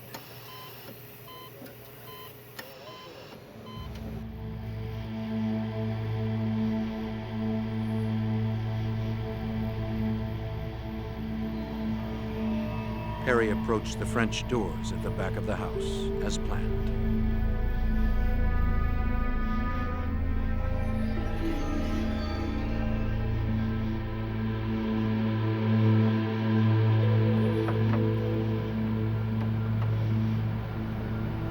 Though locked, the doors were easily opened.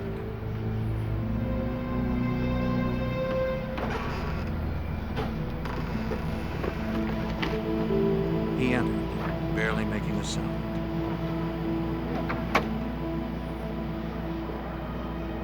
Inside, he assembled his rifle and homemade silencer.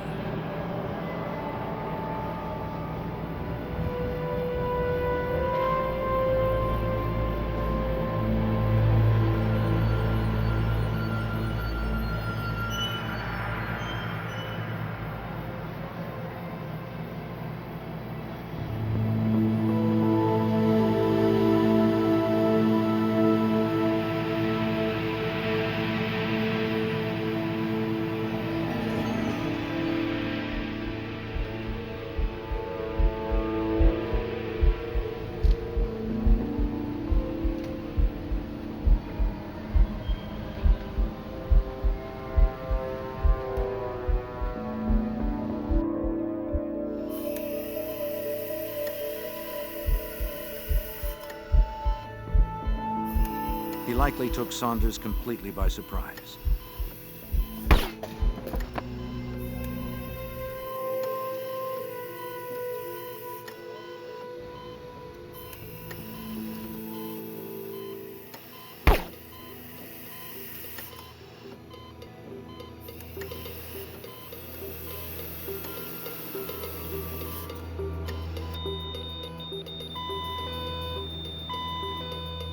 But when the boy stopped breathing, his medical alarm spoke for him. Upstairs, his mother awoke.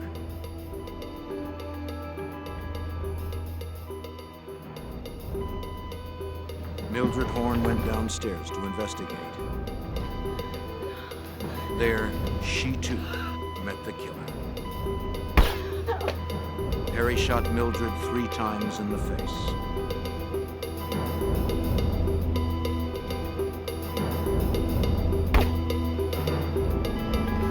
Then Perry roughed up the house a little to make it look like a robbery gone bad. As the book instructed, he took Mildred's credit cards. But it seems the persistent beeping of the medical alarm unnerved even this calculating killer. He stuck to the manual instructions. On his way out, he quickly bored out the gun barrel, using the metal file to foil ballistics tests as the book instructed. For a quick escape, he took Mildred's minivan back to where his rental car was parked. On the way, he'd scattered Mildred's credit cards and the gun parts, though only the trigger mechanism was found. All right, so I'm sitting there. Can you, Take a picture. I can take a picture of him, right there, but I couldn't. The noise, you understand what I'm saying? I wasn't able to do that. I didn't want to go front wide. It was a case that had to be put together by really an exhaustive search of every clue possible, every clue imaginable. And we literally spent 1.5 years, 2 years doing nothing but working on this case. In September of 1995, 2.5 years after the murders, James Perry was brought to trial in Maryland. Bob Dean served as special prosecutor because of his intimate knowledge of the case. Perry received life for conspiracy and 3 death sentences for the murders. Those death sentences were later commuted to life. Perry has no chance for parole. He is never admitted to committing the crime.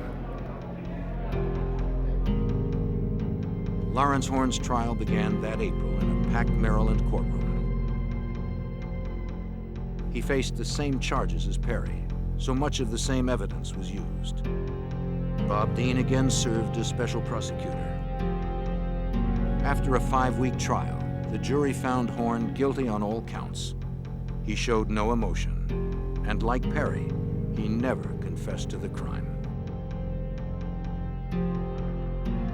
On May 13th, Horn received 3 life sentences without parole. He appealed once and was denied.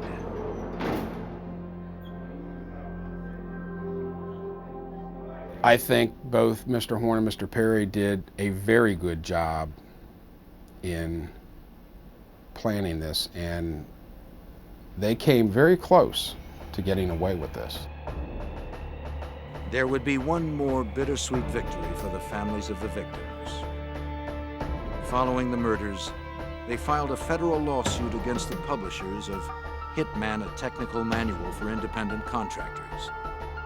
In late May of 1999, they won the suit, including a multi-million-dollar settlement and a promise from the publisher to stop selling the book. A sleepy southern town becomes a place of unimaginable horror as young girls begin disappearing.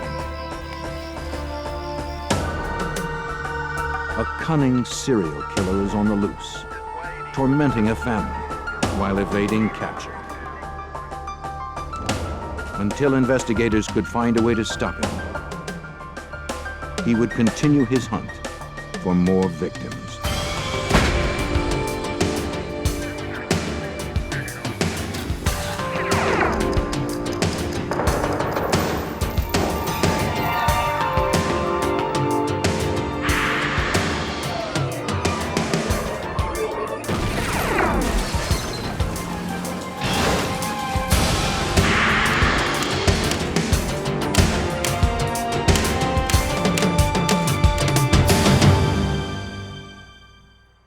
He was a predator, abducting girls and young women from their own front yards in broad daylight.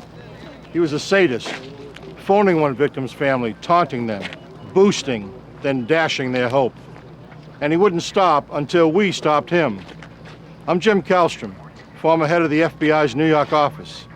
This serial killer, whoever he was, could pass unnoticed in society. Yet he craved the attention his crimes provided.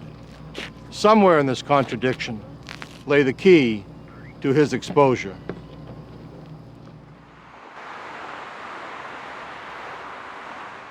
May 31st, 1985. The afternoon sun over South Carolina roasted the town of Lexington to a blistering 100 degrees. Sherry Faye Smith had found relief from the heat at a pool party with her boyfriend and fellow high school seniors.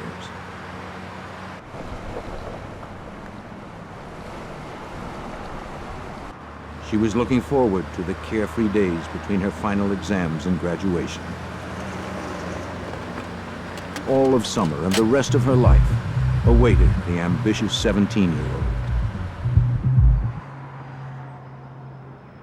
She lived with her family in a quiet, rural community, a safe place tucked away on the edge of town.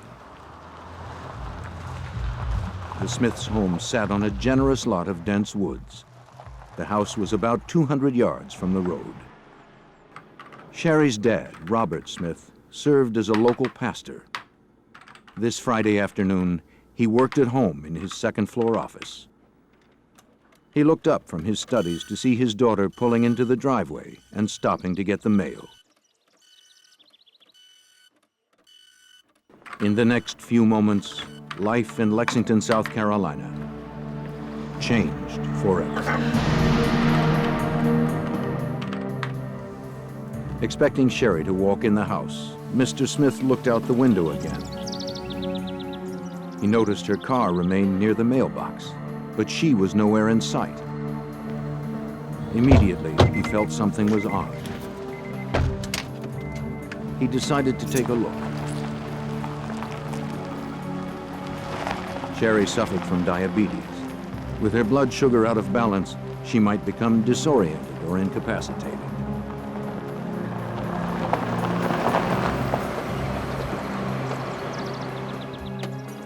When he arrived at the bottom of the driveway, Mr. Smith found Sherry's car still running, and the door swung open. Sherry? But his daughter was gone. There was no response to his call. Sherry? His mind began to race as he imagined the possibilities. Could she be lying in the woods somewhere, unconscious or in shock? Sherry? He yelled louder as he grew more frantic with worry. Sherry? There was no sign of her anywhere. Sherry was gone.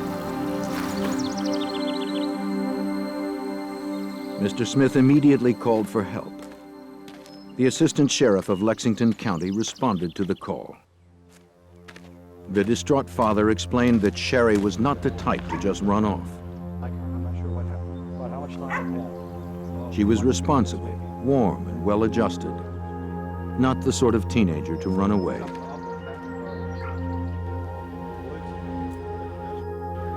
But the sheriff took nothing for granted. He questioned Smith about his relationship with his daughter. Today, more than a decade later, Assistant Sheriff Louis McCarty vividly recalls his impressions of the Smith family during his first conversation with Sherry's father.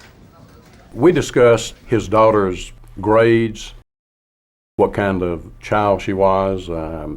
It was determined that there was no animosity between mother and father and daughter. The Smith family was a very, very close-knit family, a very religious family. You just had the sixth sense that they were extremely close, that this child would not have run away on her own. The investigator couldn't shake the feeling that something bad had happened to Sherry Smith. and the same intuition told him it had nothing to do with her medical condition. Every minute that passed increased the likelihood that Sherry might never be found. Knowing this, the sheriff called for assistance, bypassing the 24-hour waiting period required before officially classifying an individual as a missing person. While waiting for the other officers to arrive, the sheriff and Robert Smith retraced Sherry's steps, careful not to destroy any possible evidence. But the naked eye search yielded nothing. They had to wait for more equipment and expertise.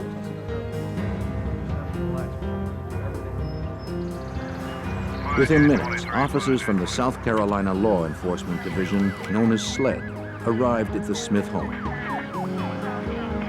Investigators combed the scene, looking for tire tracks, foot impressions, or fingerprints. They found nothing. Knowing the next few hours were critical, the authorities assembled a task force and organized a massive ground search. The possibility of an abduction prompted a swift response. Crimes like this simply did not happen. Surrounding counties sent every available officer to help.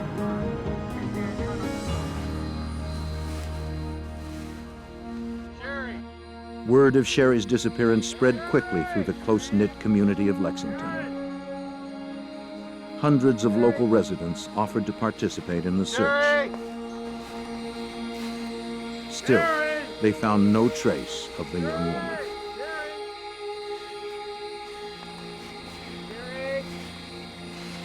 Though there was no direct evidence that a federal crime had been committed, state investigators called on the expertise of the FBI. They wanted the Bureau to unofficially advise in the search and to assist in the investigation. Special Agent John Vollmer from the FBI's Columbia office was dispatched to the Smiths' house the next morning. The disappearance had even baffled the experts. She was nowhere to be found. And she was not from a type of family background where that would readily indicate she'd run off with somebody. She was from a very stable, good family background, and they immediately thought obviously something had happened to her. But we had no idea at that point what. The search urgently continued, with hundreds of volunteers and officers working around the clock. It was a daunting task. The heat and terrain hindered the hunt. When you're talking about looking in a county of 500 square miles, it's almost like looking for a needle in a haystack. It's extremely difficult because you don't know where to begin and where to go. 2 long, hot days of searching passed, and still there was no sign of Sherry. It grew more and more likely that this was an abduction. Horrified that a crime like this could happen in their town, the residents of Lexington were gripped by fear. Children were not seen without their parents. No one went anywhere alone. With every hour that passed, investigators hoped there was still enough time to find Sherry unharmed.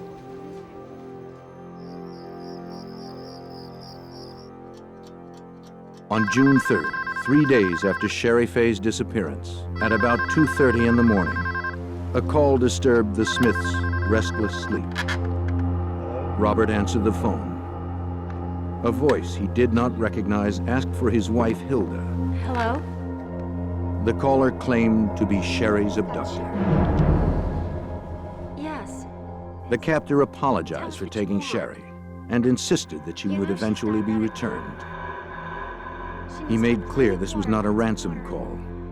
He told Hilda that she would receive a letter in the mail later that day. Just tell us what you want. He promised he'd call back and hung up. He hung up. Though a phone tap had been set up earlier, the call was too short to get a trace. SLED officers who were at the Smith home called Agent Vollmer immediately. it really was unclear whether she was alive or dead. The caller was indicating that she was alive, that he would see that she was returned safely. And I think at that point everyone was hopeful that he was truthful and that in fact she was not dead and would be returned to her home and family. A letter, hopefully containing clues to Sherry's whereabouts, would be a welcome break. But first they had to find out if the letter, promised by the caller, really did exist. Not wasting any time, they woke the town's postmaster and ordered him to open the post office before daybreak. Then they went to work, sifting letter by letter through the piles of outgoing mail. Long envelope, something similar to this. After a half hour, the postmaster found an envelope addressed to the Smiths. Carefully, they slipped it into an evidence bag and sent it to the SLED forensic labs for analysis. Inside the envelope, examiners found a 2-page letter written on yellow legal paper. Their excitement melted into horror as they began reading the letter. It was entitled, Last Will and Testament. It began, I love you, Mommy, Daddy, Robert, Dawn, and Richard, and everyone else, and all other friends and relatives. My thoughts will always be with and in you. Casket closed. I am sorry if I ever disappointed you in any way. I only wanted to make you proud of me because I have always been proud of my family. The letter ended with, all my love, always, Sharon, Sherry Faye, Smith. With the help of the Smith family, investigators confirmed that the handwriting was Sherry's.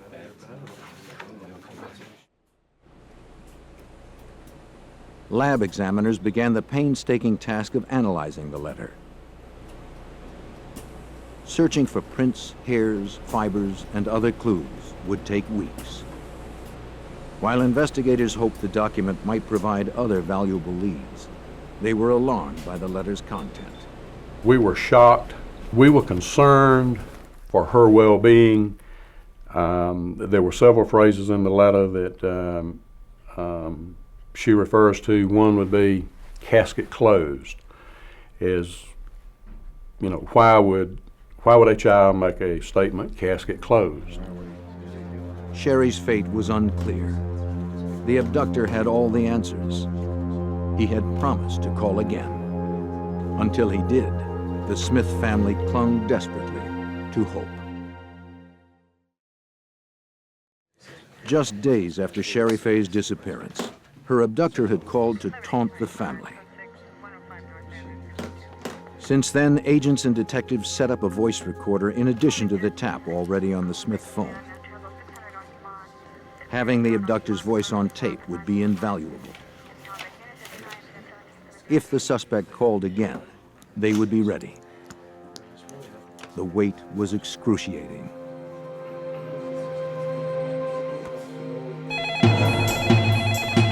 At 8 o'clock on the evening of June 3rd, the phone rang.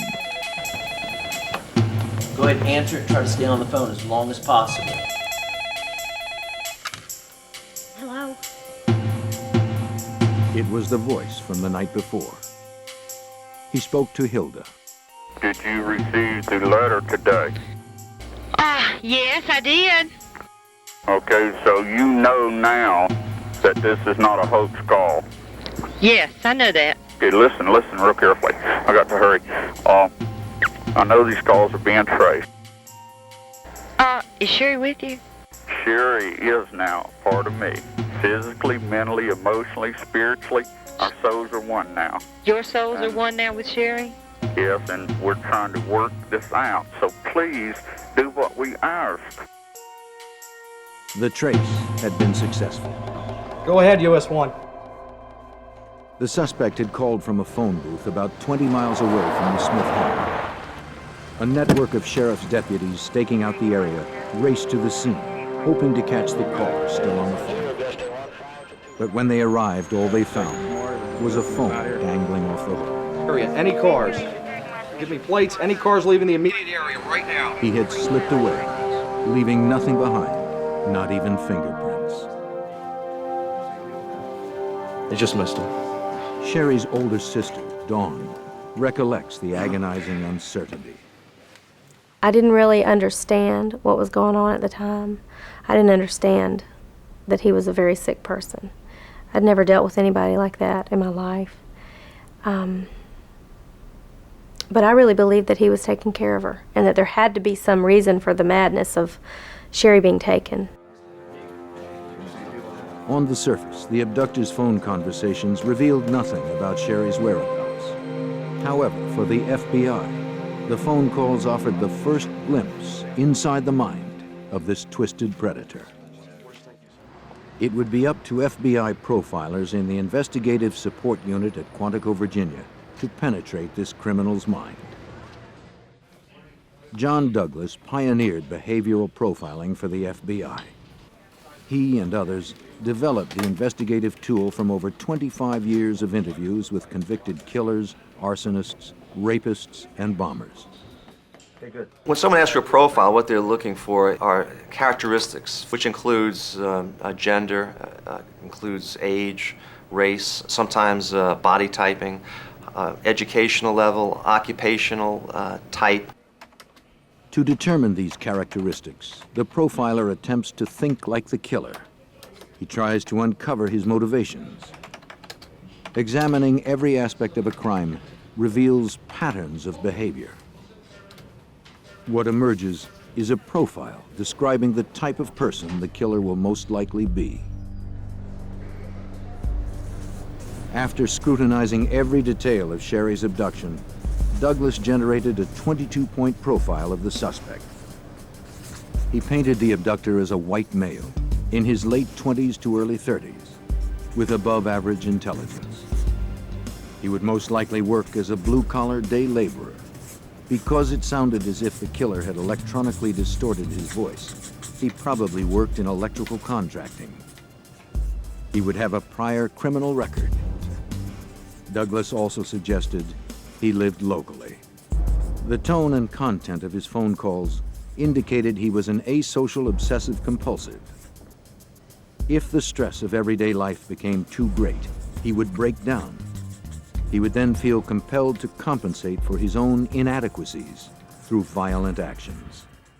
He's the type of guy that feels like one grain of sand on a beach where there are billions and billions of grains of sand. He feels like nothing. He feels like a nobody.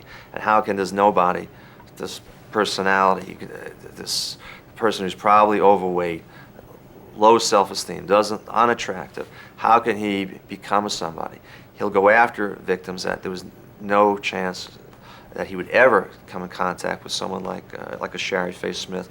And so for the first time in their life, they can be powerful.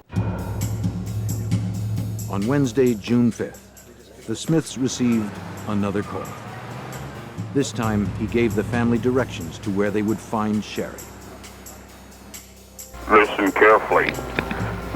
Take Highway 378 west to traffic circle. Turn left at white frame building. 6 feet beyond, we're waiting. God chose us.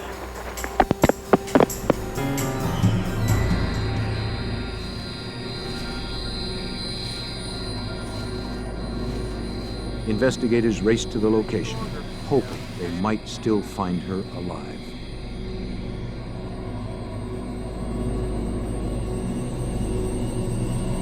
Six days after her mysterious disappearance, investigators found the body of Sherry Faye Smith.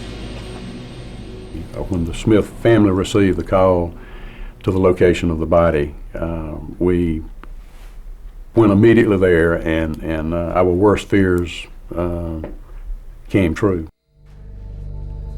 Sherry's body had been laid in the woods of Saluda County, some 17 miles from the home from which she vanished. Her abductor was now wanted for first-degree murder. A week of 100-degree heat had taken its toll.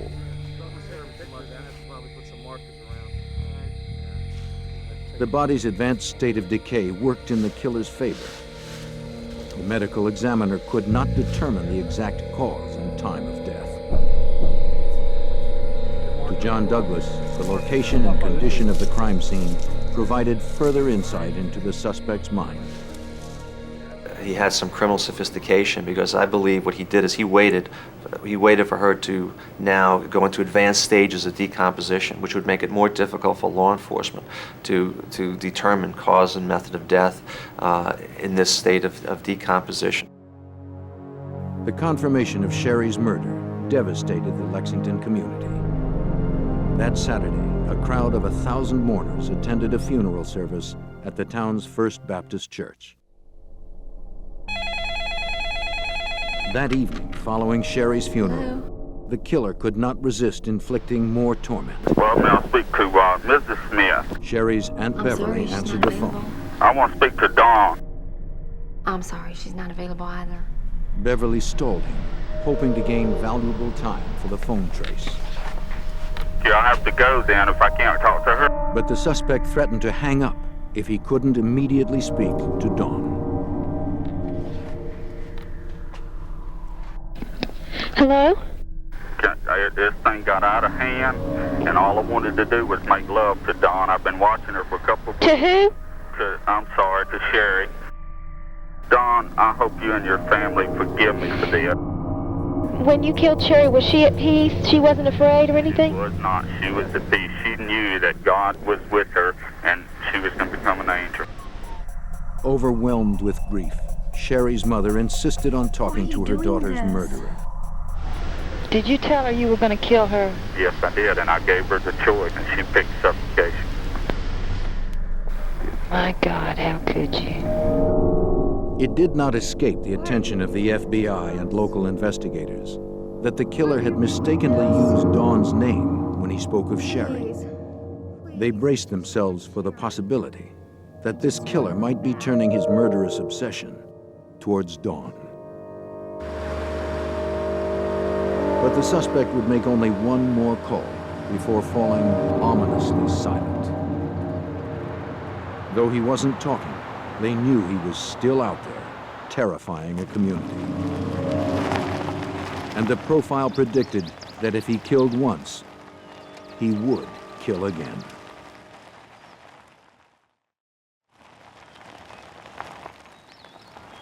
In June 1985, FBI investigators continued to hunt the kidnapper and killer of 17-year-old Sherry Smith. While investigators focused on the Smith murder, the elusive predator pursued other plans. On Friday, June 14th, 2 weeks after Sherry's abduction, a man grabbed Deborah May Helmick from her front yard in Richland County as she played with her brother. She was just 9 years old. The child's screaming alerted a neighbor. But the woman was not fast enough. The abductor managed to slip away in broad daylight.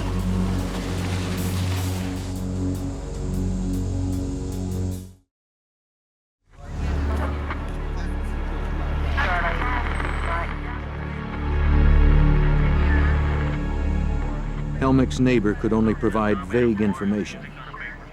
However, the general description of the suspect and his method appeared eerily similar to the man the FBI wanted for the murder of Sherry. Richland County sheriffs immediately contacted the task force in nearby Lexington. Within moments of that abduction, we were aware of it and began to focus on that case also. We were pretty much in our minds, I think that everybody knew these two cases were connected. For John Douglas, the case took on an even greater sense of urgency. Deborah May Helmick's fate seemed almost certain. Once they get the urge, they're out looking for the preferential victim, but if they cannot find the victim of choice, they will go after whoever is available. And that was the case here with Deborah May Helmick. News of the second abduction brought Douglas down from Quantico, Virginia to South Carolina.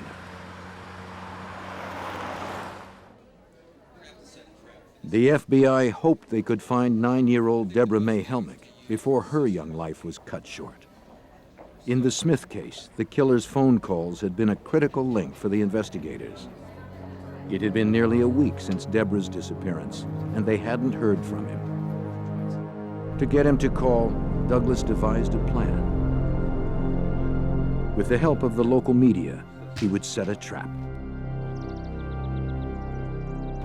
And the way that One key element of the plan placed Dawn Smith in jeopardy. Douglas had to ask the Smiths to put their other daughter at risk to catch Sherry's killer and hopefully find young Deborah. Dawn agreed. A lot of times people thought we were twins. We looked a lot alike, and so they came up with this plan that if I were to answer the phone, maybe he would turn that fascination from Sherry to me. And if I could keep him on the phone talking long enough about Sherry, about himself, about anything to keep him on the phone, then they could trace the call and catch him. Allow him to... Douglas's strategy centered around a memorial service for Sherry. Investigators promoted the service in the local press. The agents hoped the attention to his first victim would rekindle the killer's fascination with Dawn. Douglas needed something else to bait the trap. A personal item from Sherry's room. Based on experience, Douglas knew that sexual predators are often attracted to personal items of their victims.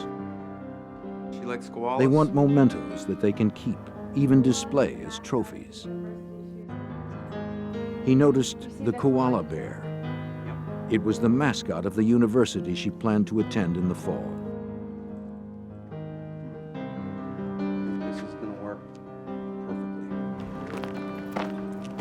The day of the memorial service, plainclothed agents swarmed the grounds, hoping their suspect would visit the cemetery.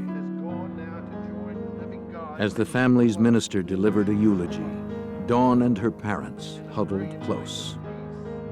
Though Dawn had willingly volunteered to lure the killer to the trap, the danger it presented weighed on everyone's mind. There was no telling what the suspect might do. The security around Dawn was heightened. We were extremely concerned about Dawn becoming a victim.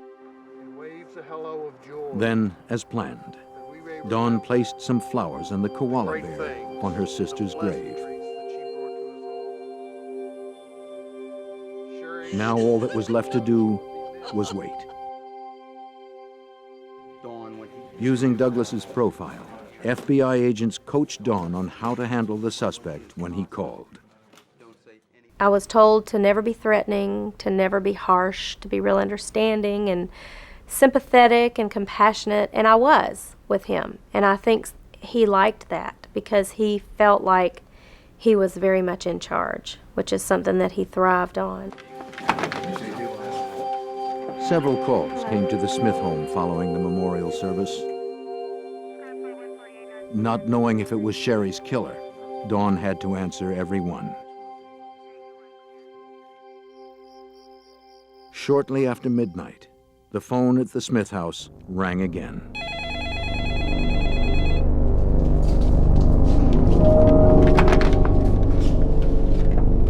Hello? I would like to talk to Dawn Smith from Sherry. Will you take the call? Yes. Go ahead, please. As Douglas had hoped, the culprit took the bait.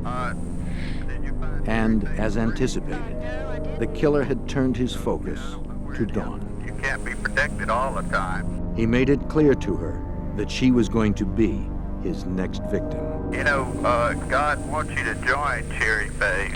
It's just a matter of time. This month. Despite the threat, Dawn kept him on the line, enduring abuse from the man who murdered her sister, while officials traced the origin of the call. Richland County? Yeah, okay, listen carefully. Go one north. Then, before hanging up, the killer offered directions. Turn right, Deborah May is waiting. God forgive us all.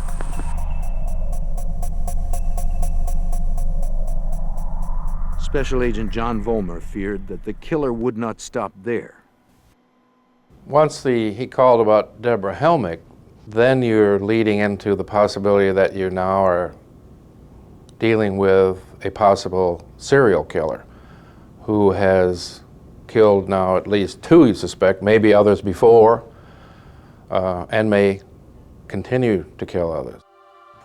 Despite Douglas's success at getting the suspect to call, no one had anticipated just how far away the killer would go to avoid detection.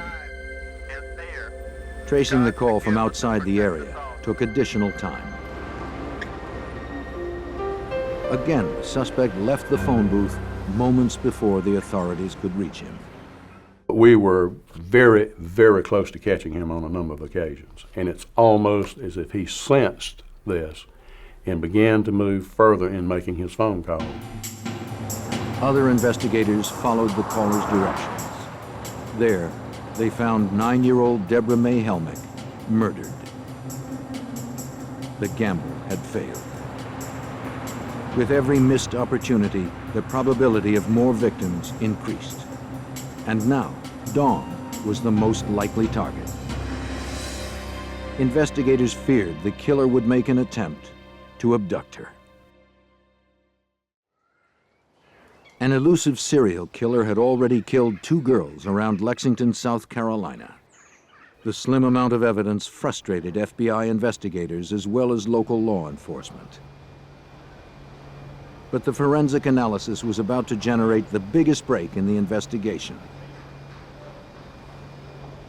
The last will and testament of Sherry Smith was examined by Gail Heath, director of the Question Document section of the South Carolina Law Enforcement Labs.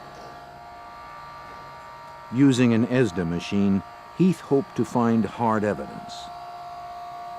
The Esda, an acronym for electrostatic detection apparatus, can pick up images that are invisible to the naked eye. It works on the opposite principle of a printing press. Instead of coating raised letters with ink to create an image, the Esda fills in the indentations on the document in question with graphite. When an imaging film similar to Saran wrap is pulled tight over the document, a readable image comes through. After hours of examining the document, Heath found indented writing. It appeared to be a phone number and a name. The particular name and phone number in question, we were able to bring up the entire area code, the first 3 numbers of the prefix, the next 2 numbers, the 3rd number we were unsure of, and then we had the 4th number. The name on the pad was Joe. From the area code, investigators determined the number was from Alabama. To fill in the missing digit, investigators called every combination of the phone number until they reached a party who had the same name as the one found on the legal pad. They finally made a match. The number belonged to a man named Joe Shepard. Investigators scrutinized his phone records. They found that he had received a call from an address just outside of Lexington in Lake Murray, South Carolina. Either of these addresses could belong to the killer.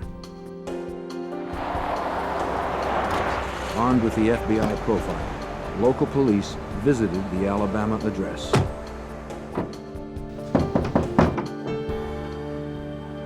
How you doing? You Mr. Shepard? They met Joe Shepard. He didn't match the killer's profile. Even though he was not a suspect, he could still be an important link to the killer. Police had to find out the connection between him and the Lake Murray, South Carolina phone call. Shepard explained it came from his parents' home. South Carolina officers verified that the address belonged to Joe Shepard's parents, Ellis and Sharon Shepard. Investigators went to the Lake Murray address to question the residents. The house was just 2 miles from where police found the body of 9-year-old Deborah May Helmick. 10-4. They learned that Ellis worked as an electrician in home construction. It was a profession the FBI profile predicted.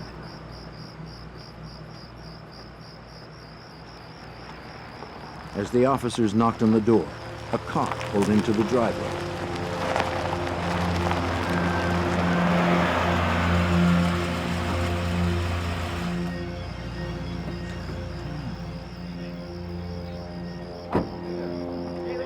When investigators saw the Shepherds, they immediately felt they had hit another dead end. Besides Ellis Shepard's profession, nothing else seemed to fit the profile.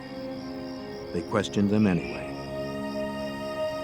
The Shepherds told them that they had recently returned from a 6-week trip. The officers casually asked if the couple knew about the Smith and Helmick murders. With every question, the police noticed Mrs. Shepard becoming more concerned.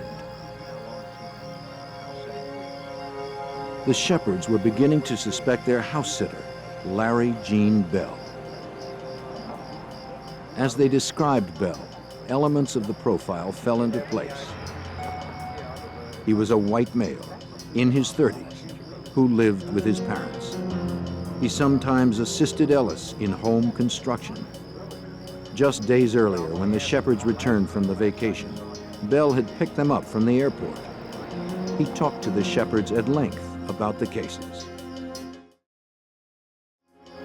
He was closely following the news of the murders. It was more evidence of a meticulous mind and behavior consistent with the profile. They said that he had saved the newspaper articles, told them all about the case in great detail from the airport back to their residence. Again, it was uncanny how much this profile was on track. The detectives asked if they could see the inside of the house. Suspecting the killer had used a weapon to force Sherry Smith into the car, they asked Ellis Shepard if he owned a gun. Shepard led them to a drawer where he kept his revolver.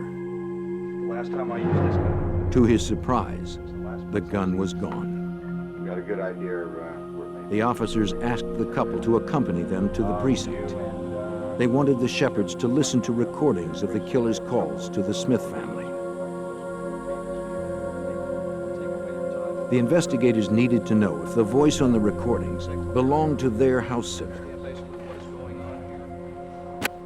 For a couple of months, and then they'd find out I'm sane, and then I'd get tried and get sent to electric chair, put in prison the rest of my life. I'm not going to stay in prison the rest of my life. Though the caller may have electronically altered his voice, to the Shepherds, it was clear that the man on the tape was their house sitter, Larry Jean Bell. I filled in all the holes and everything. We were all extremely elated. We could not show any emotion, but we knew that we had the case at that point. We had our man. But anyway. The Shepherds told the police that they expected Bell to return to their home at 7:30 the next morning for work. We're going to have Detective Perry take you outside. Investigators staked out Bell's residence. This time, there was no way he could elude capture.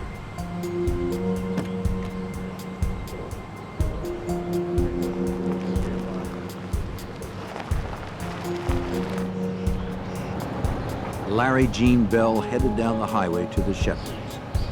He failed to notice the unmarked police car following behind him. The officers radioed to another car waiting to cut him off at the approaching intersection.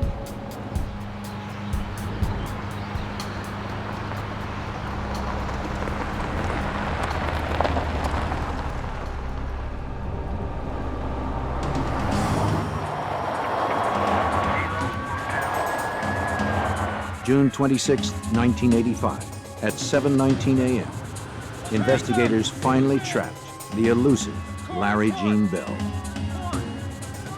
This time, it was the investigators who were one step ahead. Bell was arrested without resistance and taken to the precinct for questioning. With Bell now in custody, investigators still needed to build an airtight case to make sure he would never be free to kill again.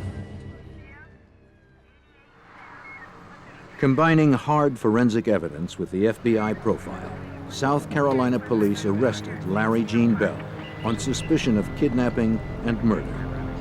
But now they had to prove beyond any doubt that he was indeed the killer of Sherry Smith and Deborah May Hellman. It was up to Lexington County Solicitor Donald Myers to make the case. A career prosecutor, Myers was determined to convict the killer who had so horrifically taunted his victim's family. I did not like Larry Jean Bell even before I knew him. And I knew that this was probably the most publicized case that we would ever had. The most publicized in South Carolina up to that time. And I pretty much committed myself to go after him with everything I had. Though there was powerful evidence against Bell, it was only circumstantial. Still, in the state of South Carolina, a confession could guarantee the maximum sentence.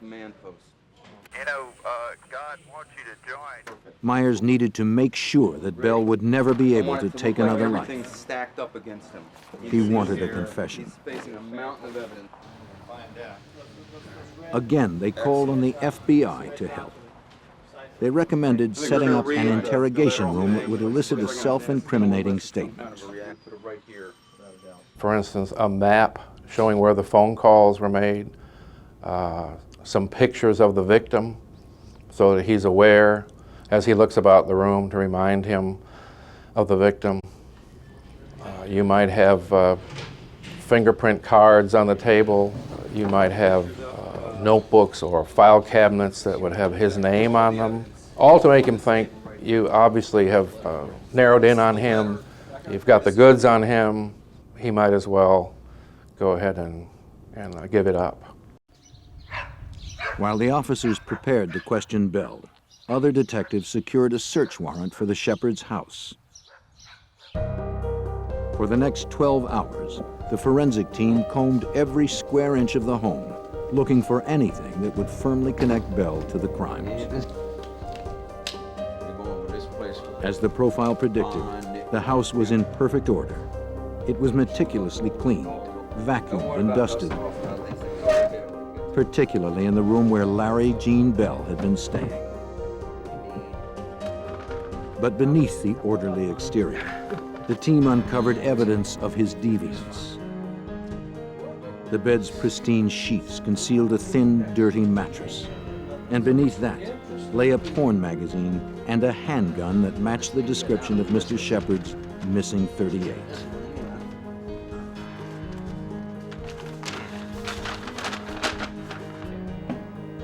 Despite the freshly vacuumed carpets, an investigator retrieved a blonde hair in the space where a vacuum cleaner wouldn't reach. A lab would match the strand to Sherry Smith. Mr. Bell, how are you this afternoon? While the investigators continued the search for evidence at the Shepherd's home, detectives at the interrogation carried out the FBI's strategy. First, they made sure Bell was comfortable. As advised by Douglas, they spoke to the suspect in a non-threatening way. They pretended to empathize with him, to understand his pain, in order to pry him open. They walked their suspect through the growing mound of evidence condemning him. At every chance, they reminded him of the victims. Bell denied everything. However, he did make a curious request. He wanted to meet Dawn and Hilda Smith. Hoping the mother and sister of his first victim might stir a confession, the Smiths agreed.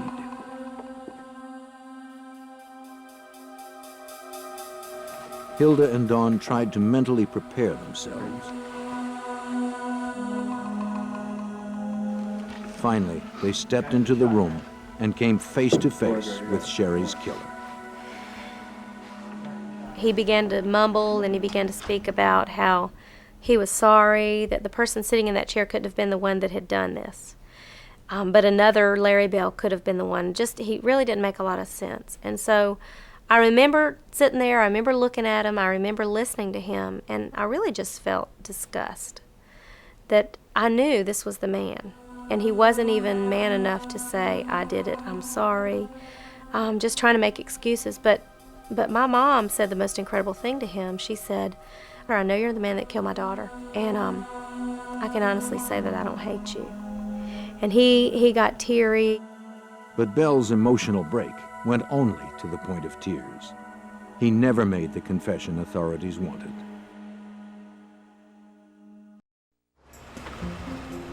After weeks of compiling evidence, Myers and the investigators began to piece together the sequence of events of May 31st, 1985. Bell noticed Sherry Smith after dropping his mother off at a doctor's appointment. Something about the young woman triggered his lecherous cravings.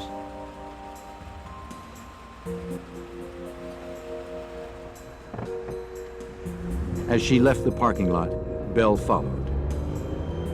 His desire shattered what little restraint he possessed. He never let her out of his sight. Sherry did not notice the car following her down the road. She pulled into the driveway and stopped at the mailbox.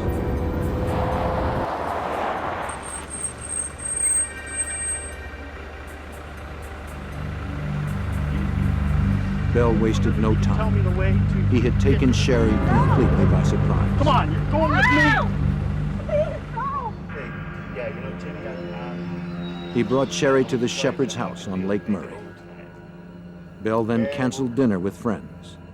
He told them he wanted to stay at the Shepherd's and watch a baseball game. He had already tied Sherry to the bed. The evidence showed that Sherry had been raped. Before killing her, Bell coerced Sherry to write her last will and testament.